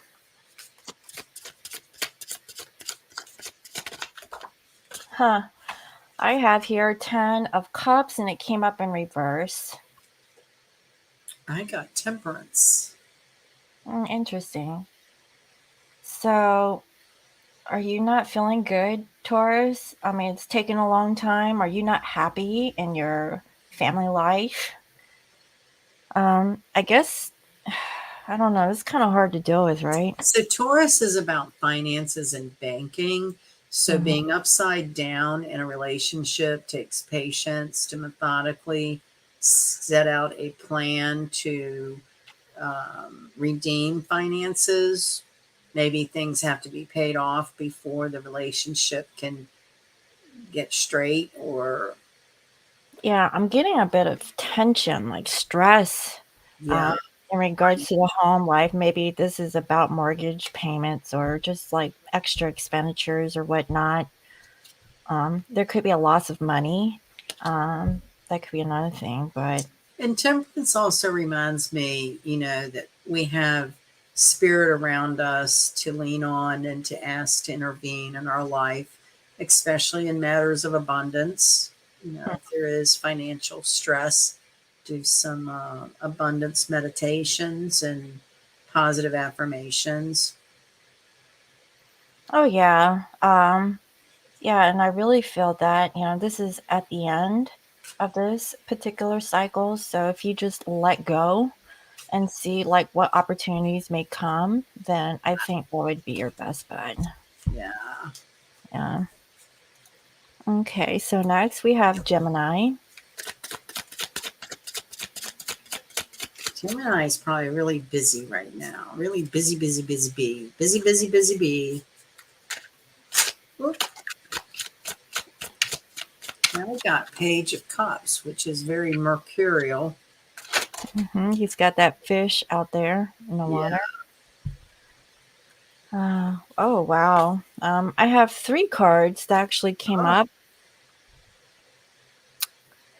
So it looks like a Knight of Swords in reverse, Eight of Wands, and looks like the World. Wow. Gemini. Got a lot going on. Yeah, you were talking about it, right? That's weird. Yeah, So,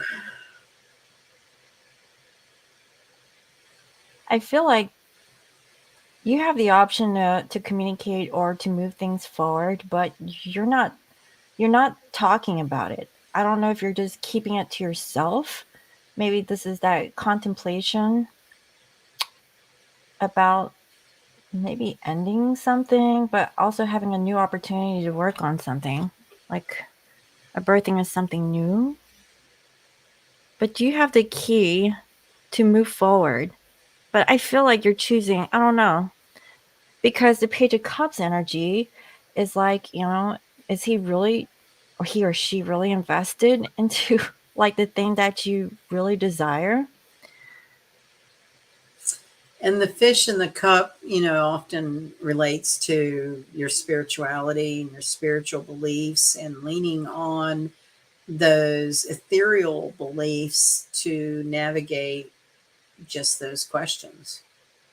Yeah, I feel like Gemini could be in their head about. I feel like you have a decision that, like an opportunity that is being presented to you, and even though that you have this opportunity, I have a feeling like you're not going to take it. I don't know why. I just feel like that. It's like you're in your head overthinking the situation. Yeah.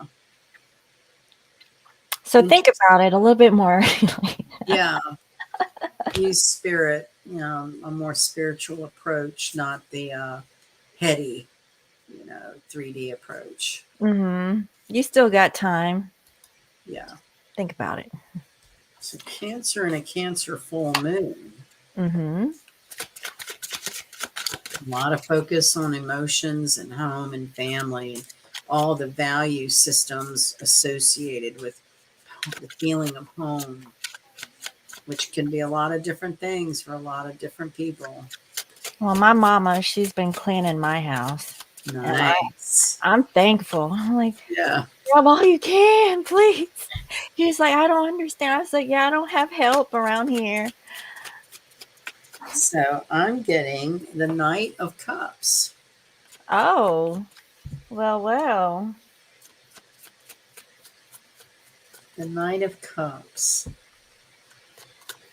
So I also associate children with the moon child, and uh, children are so sensitive, like Cancer. You know, this feels like connecting to the inner child somehow, or I don't know, playing house with somebody. Being romantic and dreamy with someone. I have here the Five of Pentacles in reverse.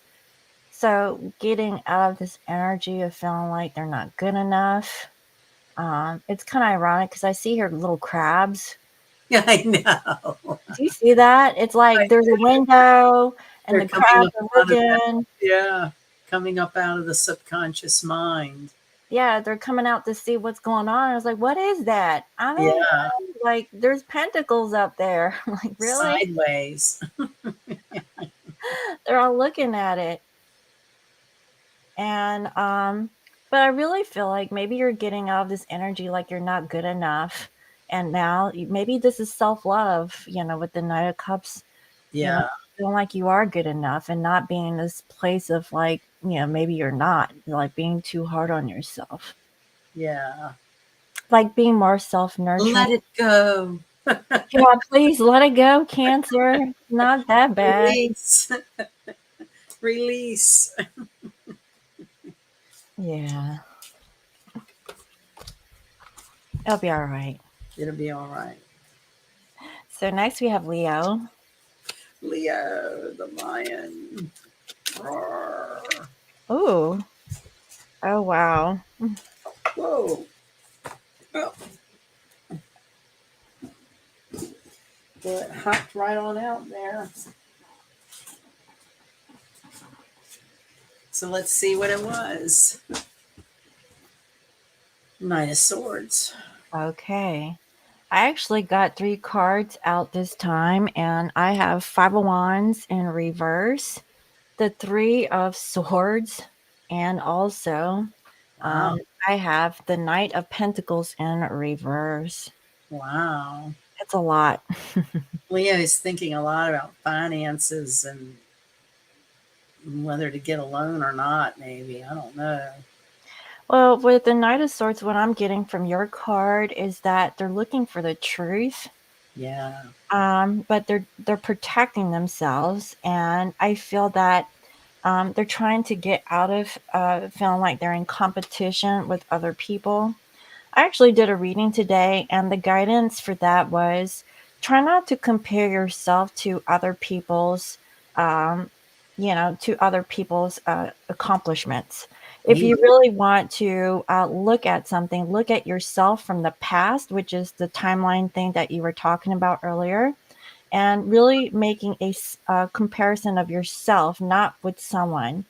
And also, what I'm getting is that with the Three of Swords energy, maybe you want to get out of conflict with third party situations or people making you feel a certain way, and how, like, either you're not wanting to invest into those, like, you're not going to put your energy into it, things that hurt you, and also I feel that this is in regards to like groups of people,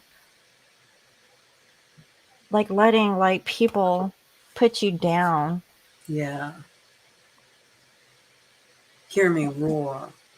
Yeah, like, oh, this is hard energy. I ain't gonna lie. What the hell? Um, I think it has a lot to do with following their heart, too.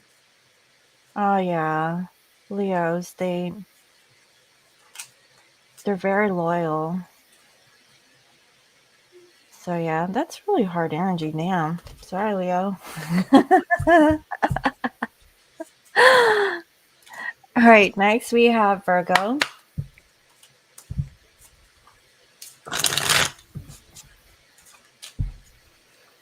Hmm.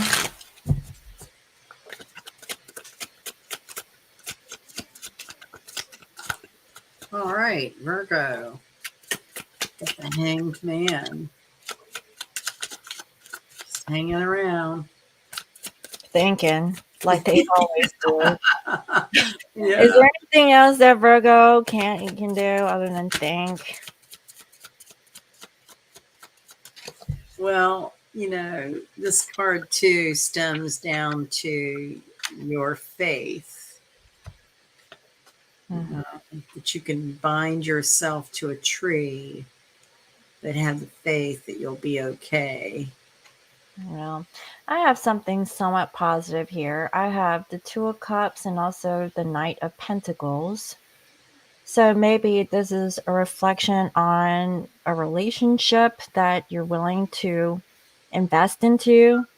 I mean, I guess that's a positive thing, and it could be a matter of a couple of months before you actually, Is that an owl, a white owl on your yeah, card? they're in a barn, like a barn owl. Maybe through your own faith, speaking wisdom, communicating wisdom. I really feel like there's Virgos are getting downloads from the divine, maybe through the meditation, through the reflection of going upside down and really seeing things differently. Yeah, and it could actually be in partnerships. Like, it doesn't have to be romantic. It could actually be like a career decision or something dealing with business. But I mean, it could be romantic. Yeah. This card, I, it's like a some kind of thunderbolt on the chest there. Well, I was thinking it's coming out of his pants. Do you see that? It's smacking him in his face. Is his thing that? He's on fire. Yeah, no kidding. It's like that heat is going up to his head. It reminds me of that Marvel comic character who had the thunderbolt on their chest, Captain Marvel, or Oh gosh, I don't know who the I don't know. I I think know Virgo Incredibles. The like Incredibles have like a thunderbolt yeah. like emblem on their chest. I think Virgo's getting stuff done. Well, that's good. At least somebody's working. Yeah. Oh, gosh. And it looks positive. So, all right. So next we have Libra. Wow. Libra. Oh, Oh wow! Look at that. I have two threes here that came out. So you have three of swords, and I have three of pentacles, and I have three of wands in reverse. hmm. 2 3 3. Libra's going through something. Mm-hmm. Like dealing with. I feel like this is the thing. Okay, for some of my Libras who are in a relationship, you're in a relationship with the wrong person, and the person that you want, okay, you're not with, and you're holding yourself back, and it's really hurting you. So, I mean, is this because of your vanity? Is it because you're saving face with a relationship that you're not happy with? And I could be talking about the other person, but that's what I'm seeing here very clearly. Whatever it is, it's an opportunity to open your heart. Yeah. Do you see that woman that's laying there on the I floor? do, yeah. That's the true wife. But they're sitting there next to this hussy over here, this little heifer. You know what I mean? Jezebel. Yeah, look at that in her pink dress. Come on, man. Like, I don't know, get your shit together. I'm like, you can't make your decision on that lady Yeah. that you had your heart on and it's hurting you. Well, think about it. Who in the hell is hurting themselves? It's you. Now, I know this sounds rough. I could be talking about your other person, Libra, so don't take it personal.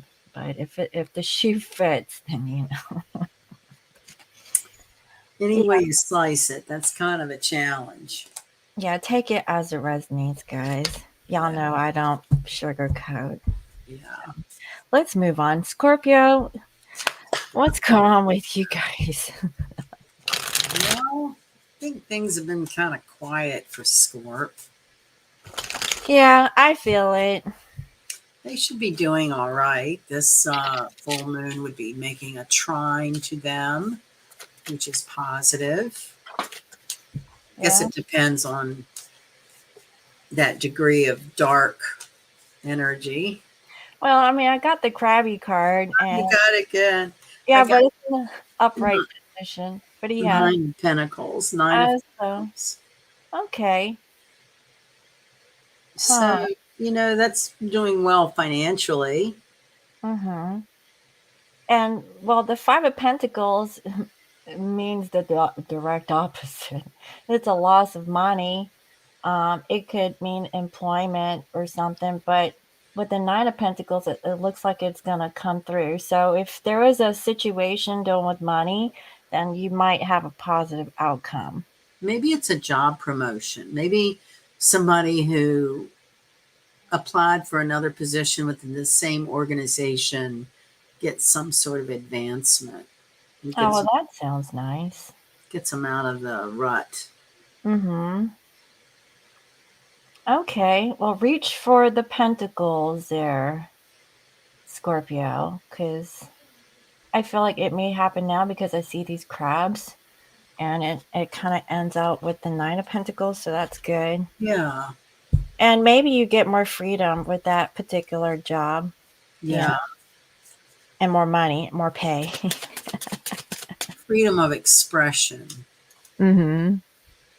Scorpios don't like to be controlled. No, they don't.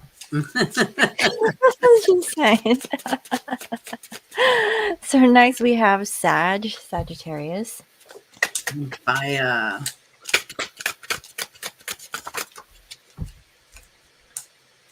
Huh. Hmm. I Ah, have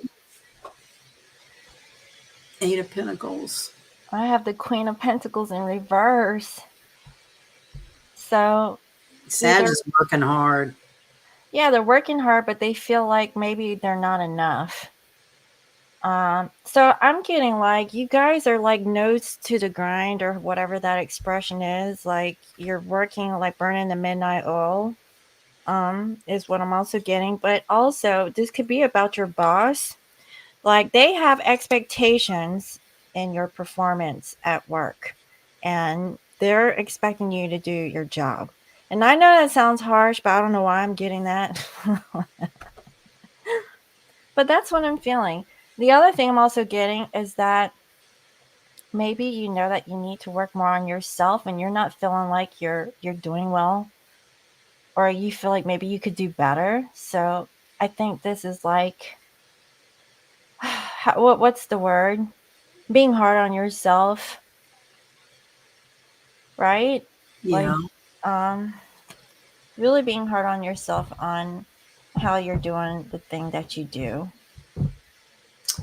Also get the feeling like Sag maybe needs to look up from their workbench, like that whole energy I was describing about being too fixed on one outcome and not allowing opportunities in. Mhm. The other thing I'm also getting is that there could be a person that's in your life that is expecting you to bring home the money and you have to go to work. So it's like, I don't know, do you have a choice? Treadmill, some kind of treadmill. Yeah, I really feel like Sag's got a lot on their mind. They do. Yeah, well, that kind of leads up to Capricorn here. Yeah. Capricorn, what's going on with you? Y'all work all the time. Yeah. Let's see.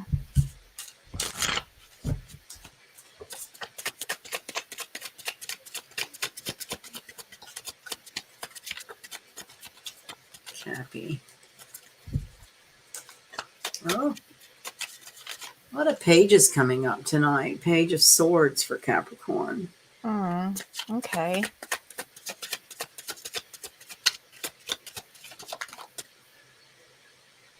Well, I have Knight of Pentacles in reverse.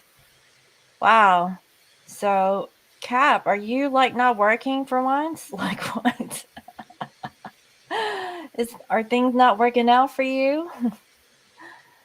Maybe Capricorns are thinking a lot. Like, but I mean, I guess that was kind of the similar energy that I was feeling earlier. Like, kind of Kind of feeling like scattered. yeah, scattered, displaced, like not knowing like which direction to go. And this would be that feeling of doing all that and not seeing the point. Mm-hmm. But also doing research, trying to figure out like what the next step should be. But I don't know if you're doing it. Like, I don't know. Cap. I mean, I would say take the weekend off if you Yeah. can and just ride the wave for a couple days and see how it Yeah. goes.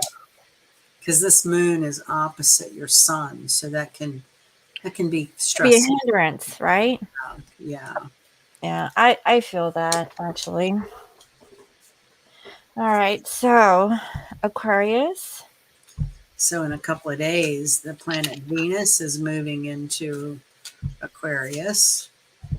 and that would It be should like be lighten lovey, up, easier, you know, feeling feel, good. feel good. Yeah. Sense of community and sort of, the, having a wider sense of extended family.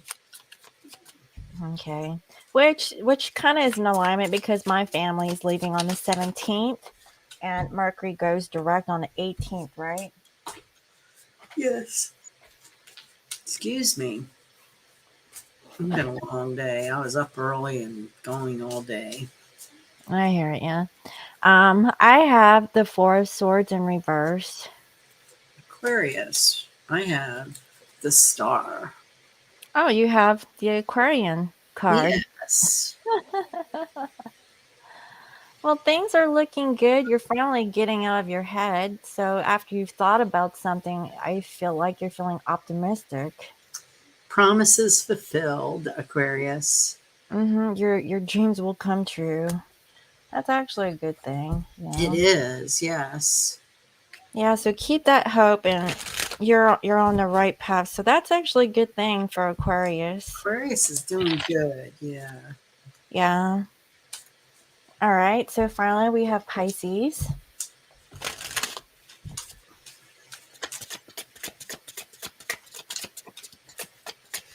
Pisces would be, trining this full moon. So that's very emotional waters.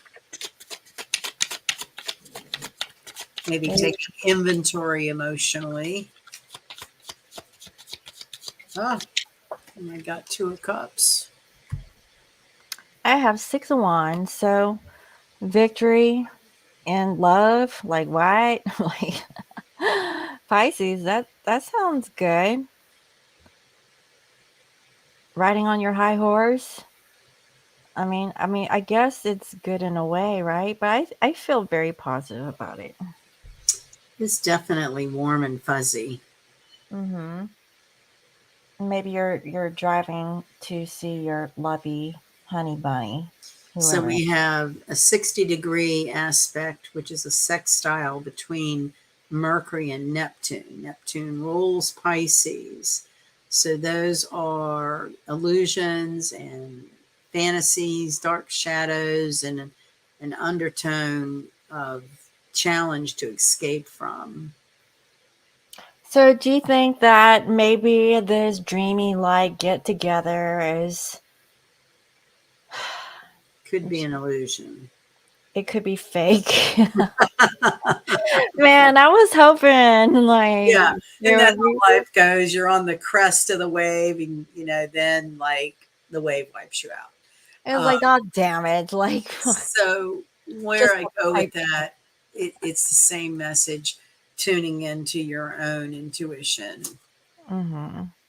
So really use your instinct. Pisces, you're very psychic also, and plus we're in a watery type energy. And Yeah, so, yeah, yes. just try to use your discernment, and I know that you guys can get over your head in some areas, but yeah. And Scorpio moon to round us out, I'm gonna pick a card for your solar return coming up. Oh, well, thank you. I'm gonna Let's sit see. out on this one and see what you bring. Let's see. For Scorpio moon solar return 2023, let's have let's have it. It's being stubborn.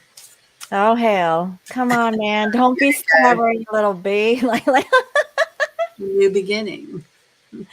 oh, okay. Yes. Yay. That's so apropos because the solar turn return is about renewal and fresh slate. I'm ready. I'm excited. I can't wait to see what the chart reveals and stuff. So that's good news. It is. That's excellent. I'm kind of You said optimistic yeah, earlier. I feel optimistic. I feel like there's change and I love change. I hate it when things get like I don't know, repetitious and predictable, you know? Chewbacca. Let's say a prayer for Chewbacca. Oh, what did she say? She's triggered. Oh, okay.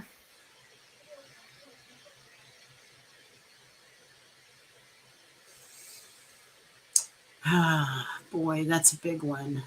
It's a big forgiveness lesson, is what it feels like. Have you ever gone into meditation with the intention of what have you been to each other before? Mhm. Is that when someone has that intensity of a trigger, we've journeyed with them many times. And it's unresolved and we're being forced to do it again energetically. So, you were talking about meditation, and this is something that I wanted to do. I want to do a group meditation on trying to heal like wounds within yourself. And so, what I would ask a Shabaka, okay, Don't is to apologize. yeah, like sit. Okay, let's do this really quickly for everyone. I'm gonna do a quick Okay. rundown of this. Okay, so I want everyone to just sit comfortably in their chair, and I want you to relax the muscles in your face and just let it soften.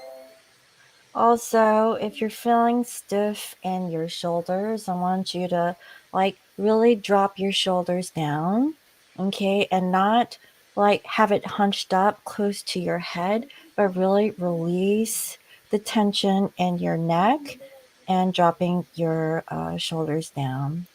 And also like loosening of the limbs in your arms and also in your body, your torso, and anything that you feel in your legs down to your toes.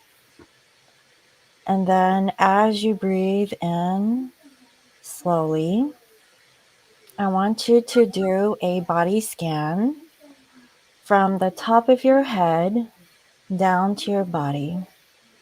Is there any place in your body that you feel tension? Okay. So once you find this source where you're feeling this pain, I want you to focus in on this pain and really ask yourself in regards to your mother, how has your mother created this pain in your body?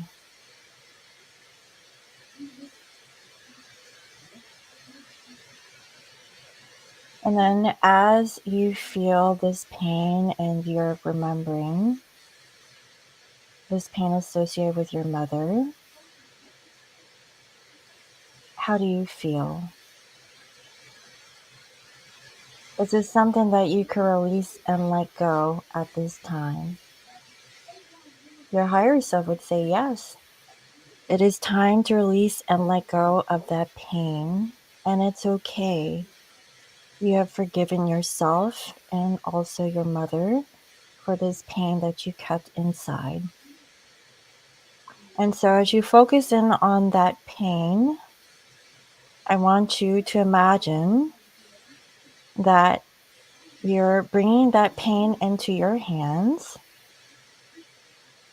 And in your hands, you're really feeling that this energy is changed into a positive energy, into light and love. And then once you feel this lightness, this happiness that you have in your hands, I want you to release it to the universe so that this memory can leave your body. And then if you have any other pains in your body, you can go ahead and look for the other pains that you have and do the same. But we're not going to go there, okay? We're going to just try that one place. So, um, now that you have felt like this energy leaving your body, now you can slowly um, open your eyes. And then, as you open your eyes, you have come to realize that you no longer associate this pain with your mother. Okay, open your eyes. So, that's the quick rundown. Now, obviously, that wasn't a perfected version, but it's going to be different for everyone. But That was lovely. how Thank do you. you how do How you appropriate feel? for a Cancer moon to do a meditation on mother. Yeah, I would like to know, how does Shabaka feel? You've been doing a purge on Twitter. Oh, okay. Um, you don't do Twitter or TikTok. Yeah, she's dealing with her mom. That would be great. Okay, your shoulder. Yeah. Usually if you have a pain in your shoulder, it's generally like you have like a heavy burden that you've been carrying in that part of your body and you haven't had the ability to release and let go. It made you cry, yeah. So when you do this meditation, it's actually a hypnosis um, therapy session. And basically, when you release it naturally, you're going to feel emotional. Okay. That's okay. Feel your emotions, and then it will slowly subside. Okay. You're going to feel healed from that. That's your bitch plays. I vent and like a beep. Love therapy and broke it all down. I can't verbalize myself now and vent. I've been psychoanalyzing myself to the max. Yeah. Yeah, just give it some time, honey. Don't be so hard on yourself. You know, these things take time. Your right shoulder. Repetition, right? You Yeah. know, it takes, doing it over and over and consistently and making meditation part of your daily life, not just when you feel bad. Right. Yeah, it should be a daily practice. And as you know, if you've been with me for years on end, I always talk about meditating for at least 5 minutes a day. If you can, uh, do longer, I would do longer, at least 15 to 20 minutes. And if you can do long forms of meditation, like 40 minutes to an hour, then you can try it if you have time. And I know that not a lot of people have time for that. What I find is that long form meditation is very difficult to do because I'll start slouching and, my mind wanders and I can't really focus for that long length of time. But if you've been practicing, especially in the Sangha, it kinda helps because at some point, your monkey mind is making comparisons to other people, and then you're opening up your eyes and like, "Are other people still sitting straight?" Or, Well, what I was thinking too for Shubaka is, um, you know, what I sense a little bit too is absorbing energy from other people that might also be exasperating the emotional body, and to try cleansing showers or Scorpio moon salt baths. Mhm. Um, I sense that it's not all yours that's triggering you, but your your sensitive and psychic absorbing vibrations around you and making a conscious effort to you know, clear the negativity, the conscious thought through water somehow. Oh, yeah, I like doing the whole vibrational speaking into the water and, treating as a healing modality to heal yourself, speaking positive, words or affirmations. That could be one thing, but you really have to, like, believe in it, um, and you have to really believe that you can heal this, uh, Yeah. negative relationship that you have with your family.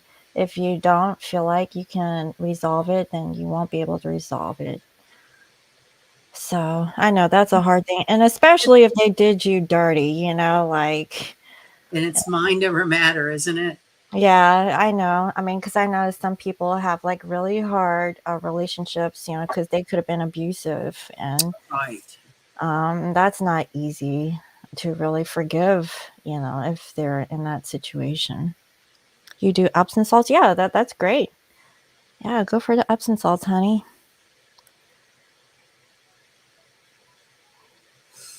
A Um meditation I was introduced to a long time ago in the shower was, make a conscious effort that you're seeing and acknowledging negative energy going down the drain. Like as you're showering, have that visual, that the purpose of it is for cleansing the aura, and that it, not just mindlessly standing in a shower, but visualization of the negativity going down the drain and out of you. Mhm. Helps with Yeah. that whole fake it till you make it thing. Mhm. But also, like, the Dead Sea salts are actually really potent, Yeah. to remove negative energies. So, there's a lot of, things that I've come across dealing with the Dead Sea lately that's been Hmm. under my radar, and that it kinda debunks the theory of, how, like, everyone came from Africa, you know what I mean? But really, it's actually, um, from people that was around the Dead Sea. So back to Noah's lineage. So what do you think about that? Well, what I was thinking is we're star seeds from another galaxy to begin with. Oh That yeah, yeah, yeah. you Oh, know, no doubt. And I think that there's an mix of, yeah, different things. Yeah. DNA. Yeah. Mm-hmm. Again, it's helped me a lot to keep reminding myself during challenging times that we are light, water, and electricity. Mm-hmm. Just breaking it down that simply that, we can transmute our energy easily. We We just can. believe that, and Mhm. I get frustrated with my neighbor who keeps, you know, giving power to all these medical professionals that are practicing, and he's his expectation that they're just going to heal him and tell him exactly what they need instead of, he's 87. He's of a generation that So doesn't he's not someone that you could save. well, and his generation didn't believe in like supernatural healing, and it's always been sort of 3D, that the whole you do what your doctor says. You know And what I wish? I wish I had a crystal ball where I can go back to any point in time, and I probably could doing this whole remote viewing thing, right? And really look at history as it evolved. Like even going down to like the Viking era and like seeing how they actually lived. Like I'm like really interested in stuff like that. And um learning about the harsh conditions and, like, how did how, they live and, how spoiled we are. Yeah, like, they had stones and stuff, and they had to build their own fires, and it's cold Right. as hell out there, and they're wearing bear jackets and, like and, just really What knowing, like about Chewbacca? What about boiling water? Does that clarify it? Or they have these life straws that are supposed to purify. oh, I have that. Do you see what she's saying here about what she has to do for water? Let's see here. Unfortunately, I have to wash Japanese style. There are tiny black worms in the water, and it's getting costly in bottles. Wow. So in Canada, like, is the water situation not good?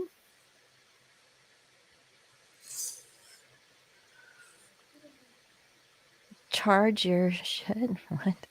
Wahoo, I made it back. Okay. Okay.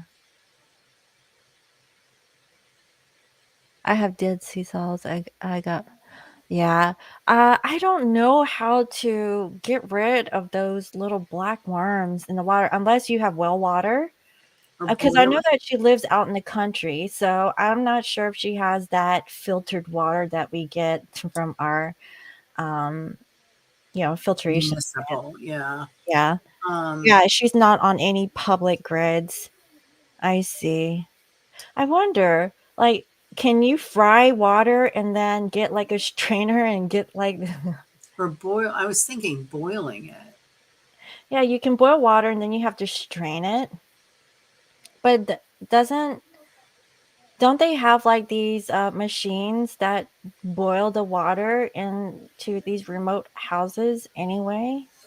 I feel like there's some sort of camping equipment I've seen to purify water. Like if you were out off grid, Uh-huh. it might be solar generated. Hmm. That would be something interesting to look into. That could be an invention that we could come up with for people who live Yes. off grid. Um, Yes. and that might be something I'm not saying life saving, but like time saving, you know. Oh, well, thank you, honey. She actually purchased a feather wand for me. Yeah, I love my wands. Here, it's right here. Use tablets. Oh, to clear water.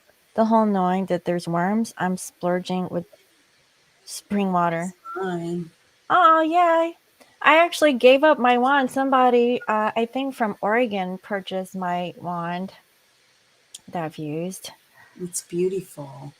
Well, thank you. I I like have it. another one, but it's in another room. Oh, no, that one's nice. I like that one. I need to Bless you, stage my bless you, prayer. bless you. May you have easy emotions for the full moon. Yeah, blow away all the negativity. Yeah. Yeah, yeah. But those are not good for you, especially long term. Very chemicals can hurt if you my name, no questions are asked. We sidetracked. Okay, maybe did I have the peacock one too?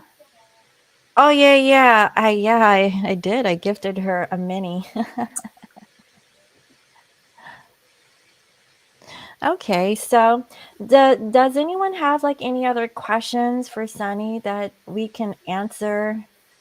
I know some of these like water filtration may not be our expertise, but like We'll study it. yeah, We're going to come up with a patent. yeah, yeah, exactly. We might come up with some sort of Yeah. inventive idea on how to do that for the ones that are living off grid.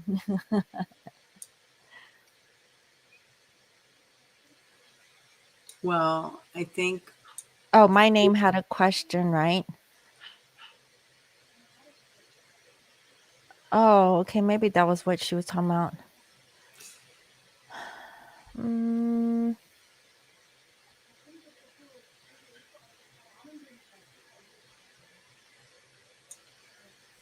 I don't know. Okay, guys. So if you have a questions, ask now or forever hold your peace.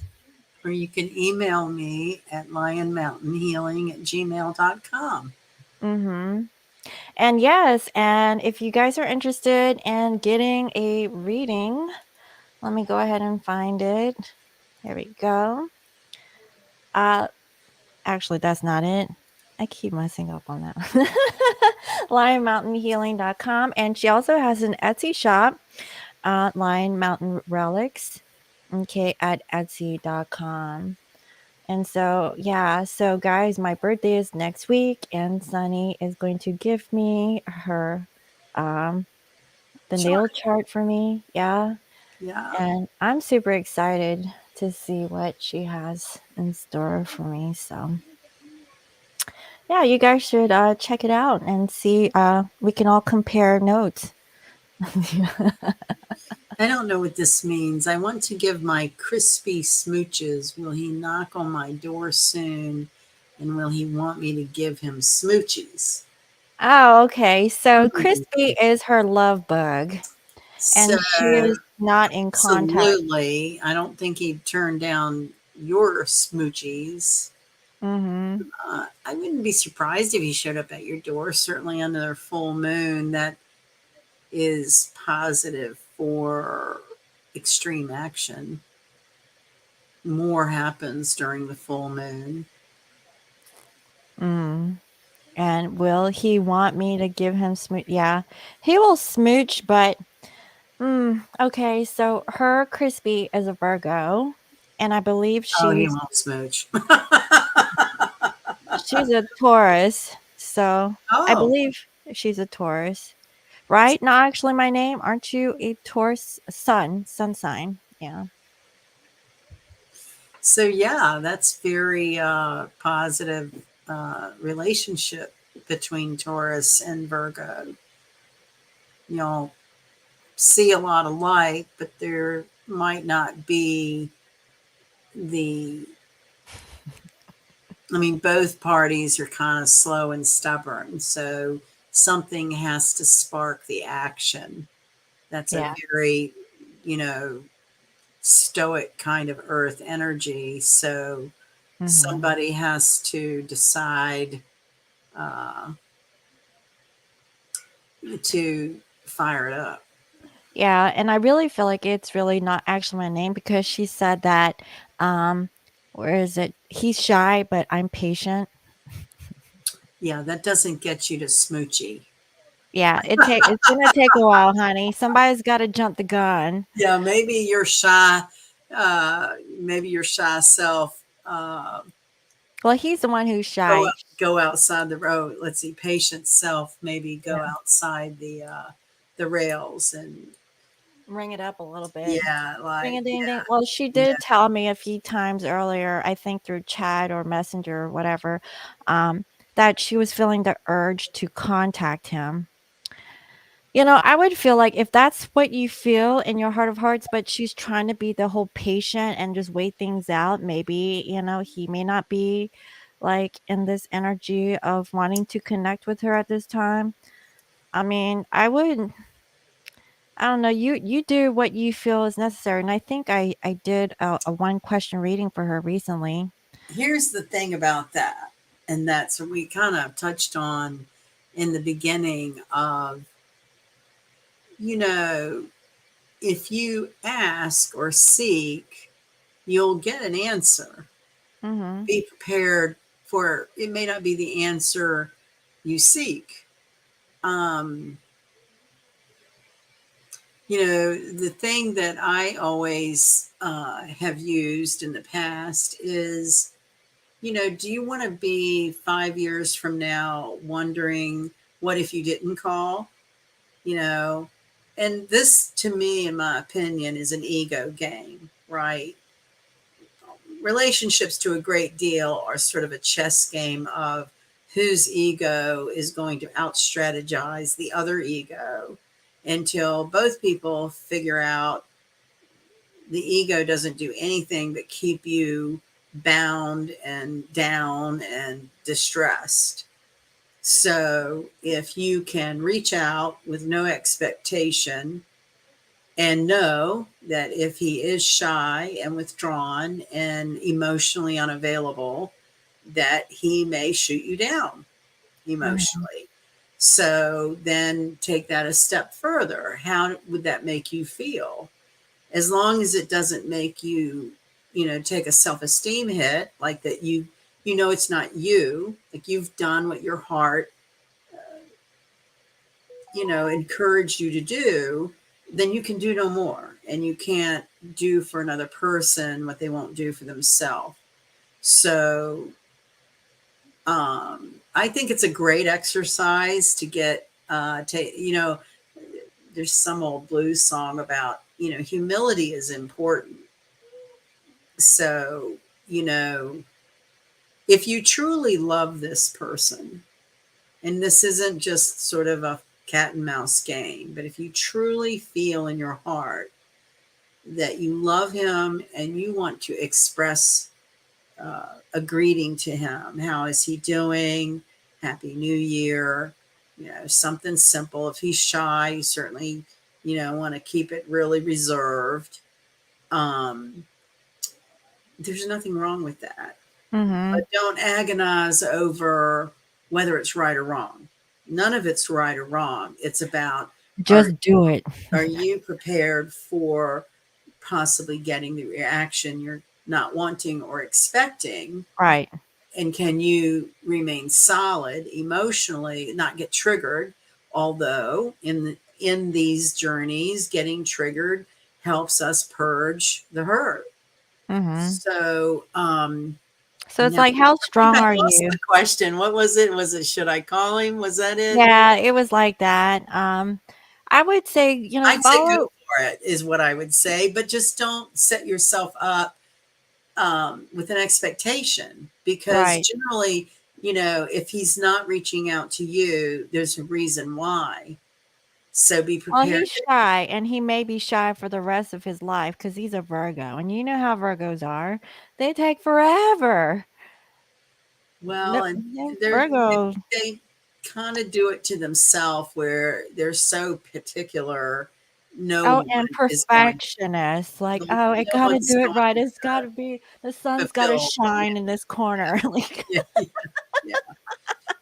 The joke we used to say in astrology class is, you know, with a Virgo, you could, slurp your cereal and that would offend them. I know. Can be very hard on people. Why you do that? You chew with your mouth closed, I can hear you, like, "What?" Like, "I was chewing with my mouth closed, like, I can hear you." I get it, my mama's like that. She was like, "I don't" she was like, "I don't understand, that's why nobody like you." You know? I was like, "Okay, well, damn, well, how am I gonna eat?"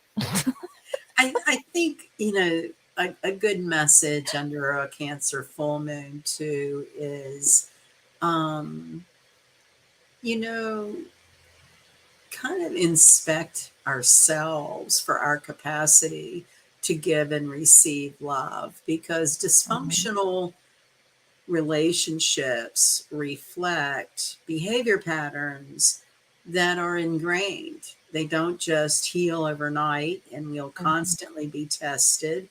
And it's hard to get triggered, but I also think until you're not triggered, you're still healing, if that makes any sense. mhm, And, here's a really great point, Chewbacca. Three things that should be required: integrity, honesty, and respect. And so maybe the question is, why would I spend time and energy on someone that doesn't want to spend time and energy on me? mhm, And I think the answer there is it's Neptunian. We generally see people for their potential or how we want to see them, and they may not be at that part in their path where they want to show that to you or where right, they give a rat's spot about it. But mhm, I've always heard men say that if a man is interested in you, he'll let you know. mhm, So all of these different twin flame journeys where it's a woman pining over a man, when's he going to call? Will I see him? I think the answer is very obvious. If he's not calling and not trying to make time with you, there's your answer. And I don't mean to trigger anybody, but it's just sort of a simple logic there. So, right, and that's the whole part of the healing process too. right. So then the next thing is go out there and find the man that I adores want you, to spend loves time you, with wants to you. respect and spend time with you. So Mhm, that's really, I think, the crux of it. And it does trigger us and it gives us an opportunity to really search our heart for, you know, what do you want in a relationship? right. What are you capable of giving and what are you capable of receiving? I feel like one of my common patterns has always been, seeking men who just don't want to receive, for whatever reason. But I seem to be able to pick them out really well. And then you could go the next step further that that's a projection or reflection of I have a hard time receiving, which is very true. I have Mhm, a very hard time receiving just slight kindness or gifts. I've always been the giver, let me make it better for you. Oh no, I don't need anything. And mhm, so mhm, maybe part of the journey is learning how to just be still and allow someone to give you something. mhm. Yeah, I mean, that sounds good. Yeah, That's being more of a feminine energy, like, even receiving. Yeah, yeah, yeah. like, So, even for me, like, receiving things from my family makes me feel incompetent, but I appreciate it, right. like, because what if they're not here one day, and Well, and that's as important in life as giving, right? That mhm, balance. Uh, yeah. yeah, yeah. Yeah. I Own mean, up to and that's your true life. for everyone on an individual basis, whether or not they know that or not, it's different. I don't know what you're talking about. Not actually my name. That Sonny, I Instagram understand. I said, post. oh, that one Instagram post. I don't know what that Well, means. I know that she does Instagram pictures for me. Many pages of a note with a symbol in the background like a watermark. Okay, there was one that where you scroll, I believe, is what she's talking about. I can't remember exactly what was said in that, but yeah. Um, Well, let me read this again because I think it's really so apropos for where we are. And sometimes we need to hear things twice. yeah, she said that she'll let him approach her. So I guess she's come to realize that if he really wants her, he will He contact will her. let you know. Yeah. Yeah. I mean, and that's the thing about twin flame connections. It's the feminine that was always chasing after masculine and always being the one to be the first to contact them. And after many failed attempts, do they even like open up?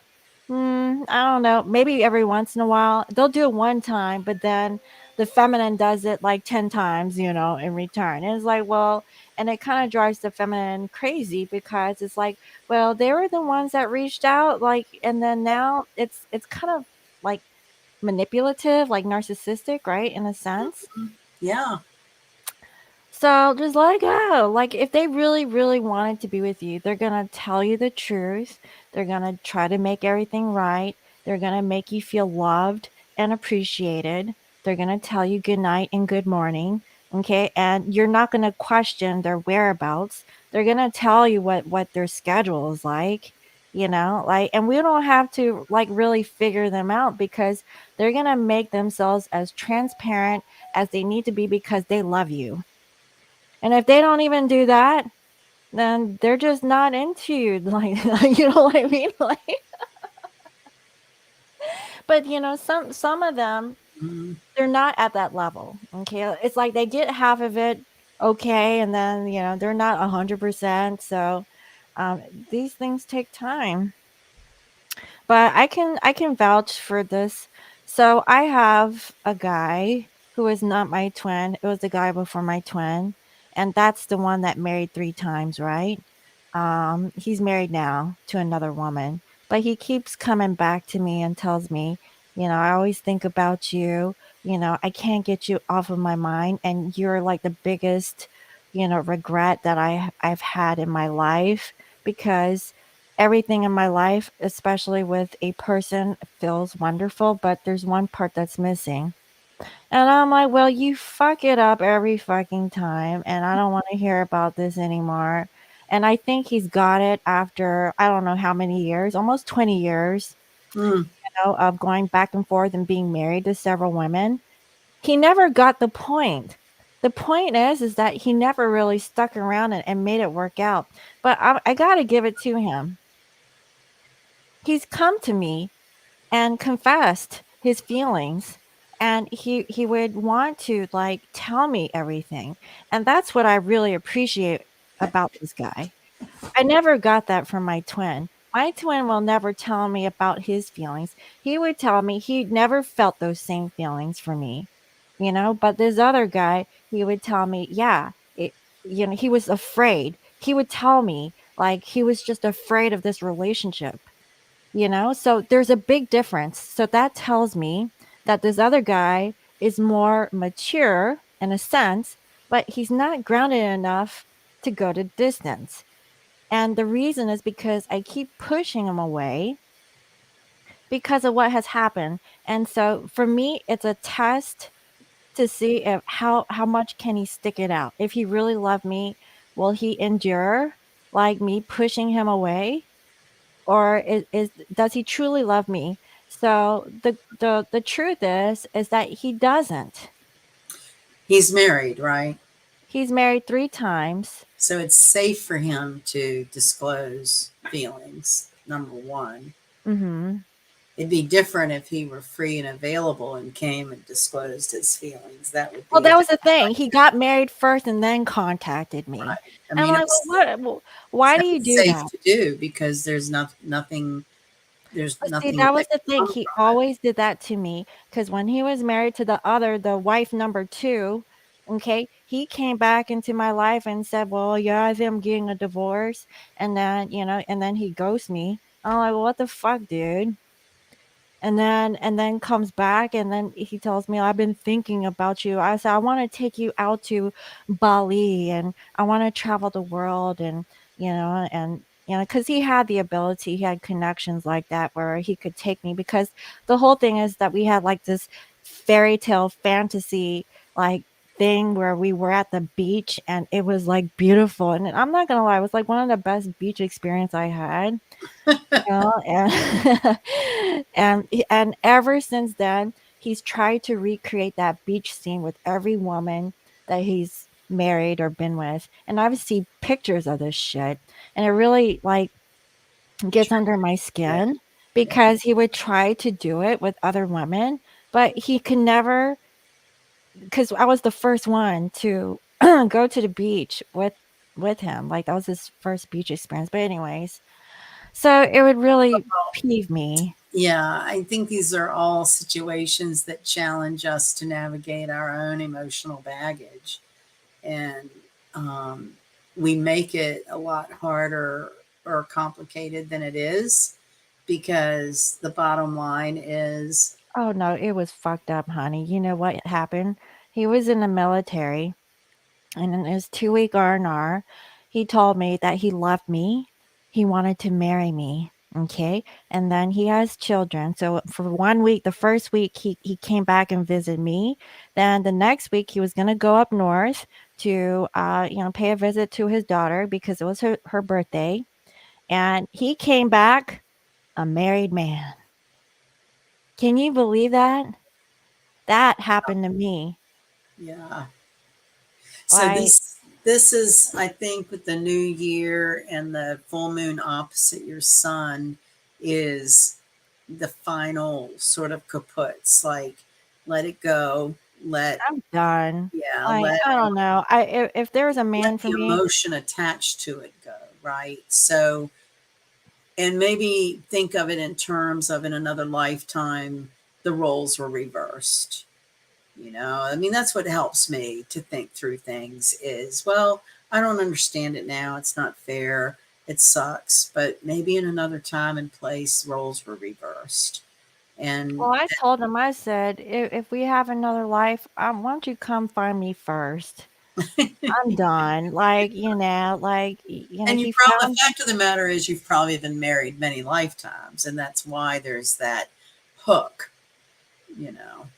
well, But yeah, I mean, I'm not gonna lie, he's probably like one of the top contenders that I would probably marry, but because of him not having the patience to like just sit still and like, hey, like, are we a team or are you gonna go off and find another woman? Because I told him that I can't, handle like this him like being so flighty and stuff.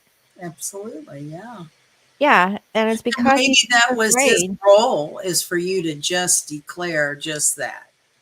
I don't want someone who's flighty and unreliable. I mean, it's weird how these situations are just put in our path for just something like that, just something we need to assert to ourselves. Mhm. Let's see, I see some stuff here. Uh, there's a lot, man. Maybe I triggered some shit in the collective out here. Lift our spirits. Pyrotechnics. He knows me and my husband are over. It's just a matter of me being able to find a place to move to. This small town is pretty full, so there's not much to choose from in my budget. So I don't know if he is just biding his time or using you, Margie. Hmm. Hmm. Well, one thing at a time. So, uh, So it sounds like she's being used because it seems like he only contacts her for money and gas, and she lives in a small town. Oh man. I would say this, if they're not proving that they have, like, an issue, like, don't give them don't. I don't know, at least that's the way I feel. I think coming clean with the husband and resolving the marriage is the first thing before Mhm. involving any other people. So Yeah. again, it's sort of tough emotional maturity time to make decisions on what you want in your life or not. Um, what's that saying?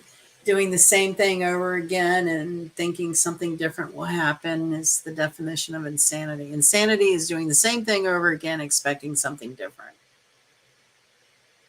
So, all of us get caught in these cycles and repetitive memories. Like you can look in your chart.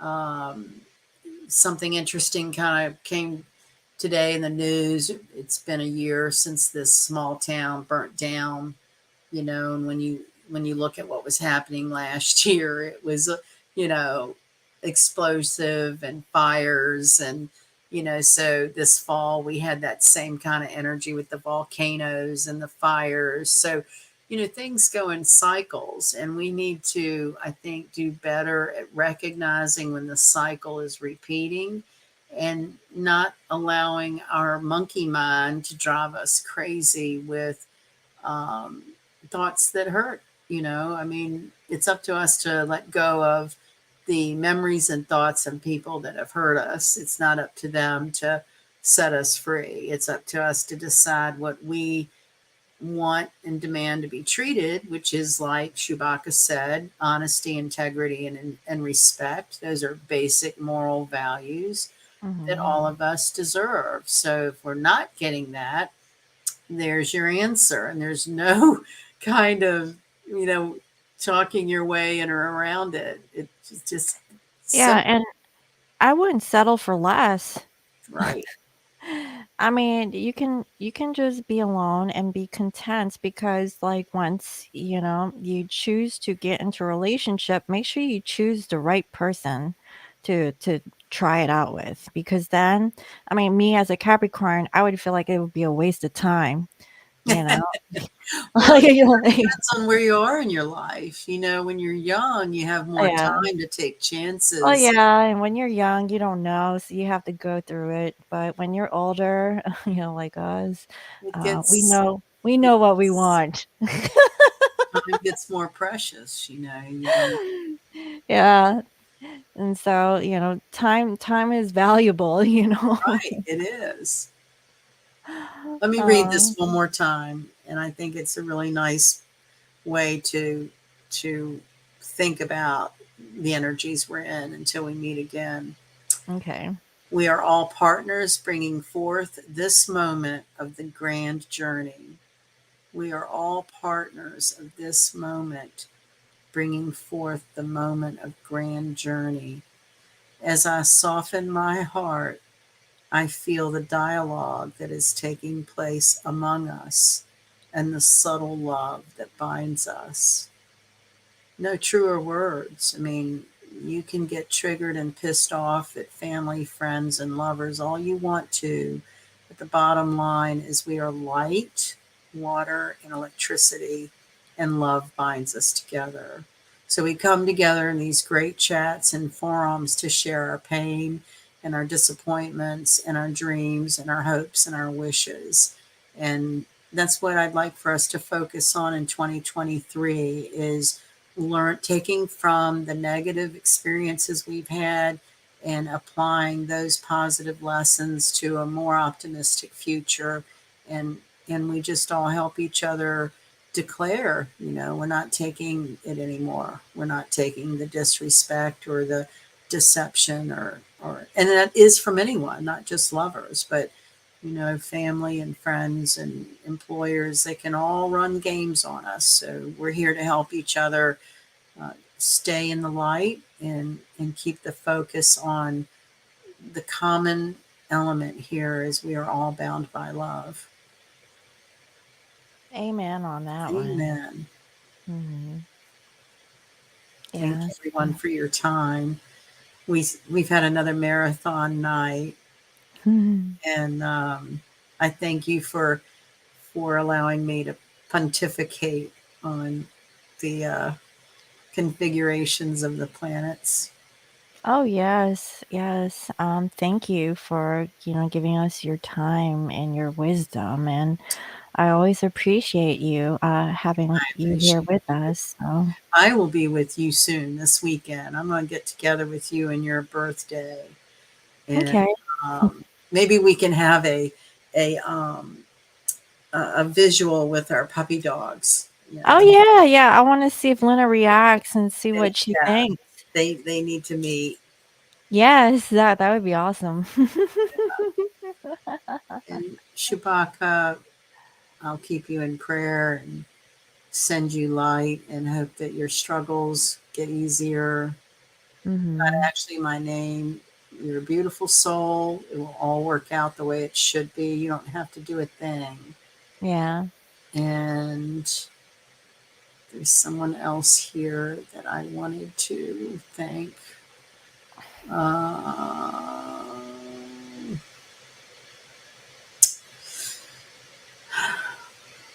There was Margie and Miss B and, yes, all of you have been wonderful to stick with us, and just want you to be optimistic about your outlook in 2023, because I promise you, it's just so much more loving beyond what you've known from these negative relationships in the past. Not actually my name. Um, let's see. no more lies. No more lies. There you go. Yeah. Mhm. You guys always keep in touch with me, and I really appreciate it. And so, yeah. So I think the 21st we'll have an Aquarius new moon. That right there is kind of quirky. What day is that on?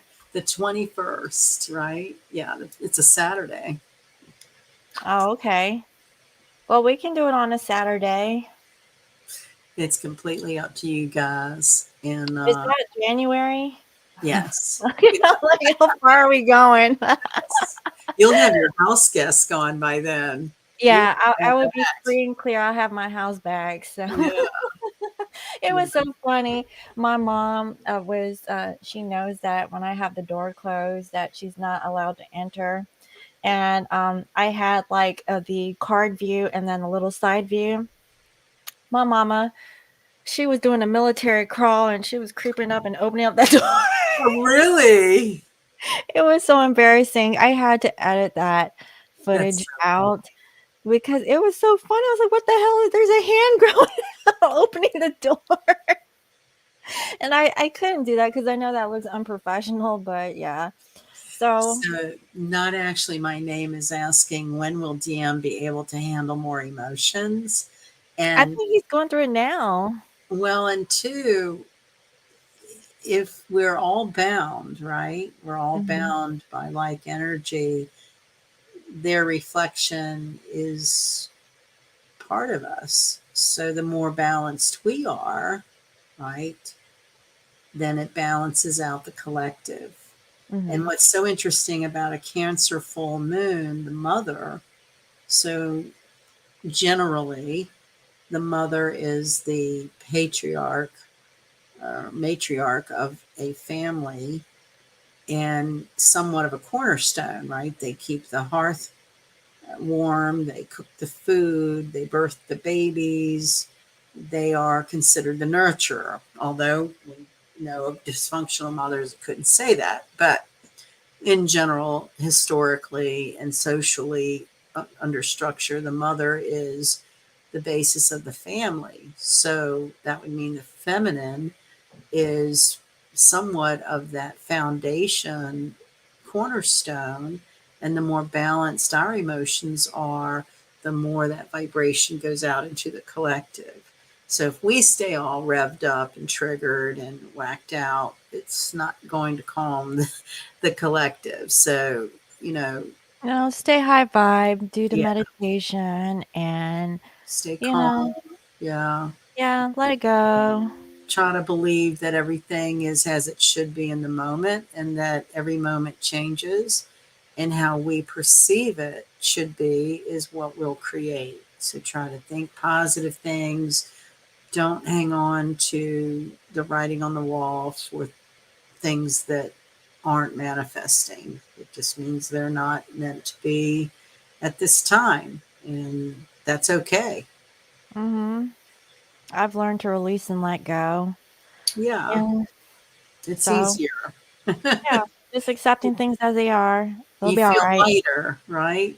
Yeah, I mean, no sweat off my back. Yeah. Alright, so I think we're reaching the 3-hour mark Yeah, here. we are. I know. I know. We keep saying goodbye and keep talking. Mhm.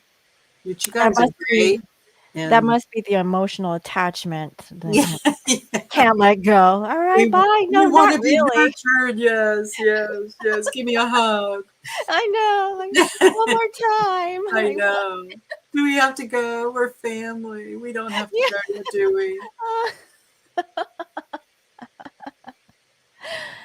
Yeah, I think it's time because I gotta go bathroom break, so Yeah, yeah. I need a. My puppy dogs are probably waiting on me. I know Luna, she's like, "I'm in this kennel, hello." Yeah, not protesting. No, she's been good, I haven't heard her bark much, so All right, mm. guys. Well, look, have a great weekend. Keep it up. Keep it between the lines, or maybe a little out of the lines. And we'll Yeah. reconvene this madness soon. Yeah, she's talking about that channel. Are you up for the challenge? That's where you need your challenge so we can transfer it. Hmm. Anything's possible. Mhm. I Yeah. guess, yeah. All right, Well, then. let me know, and then I'll come on board too. Okay. Well, that sounds like a plan. Have a good one, and we'll talk to you soon. Alright, thank you. Okay. Alright, bye. Night. Alright. Alright, bye, guys.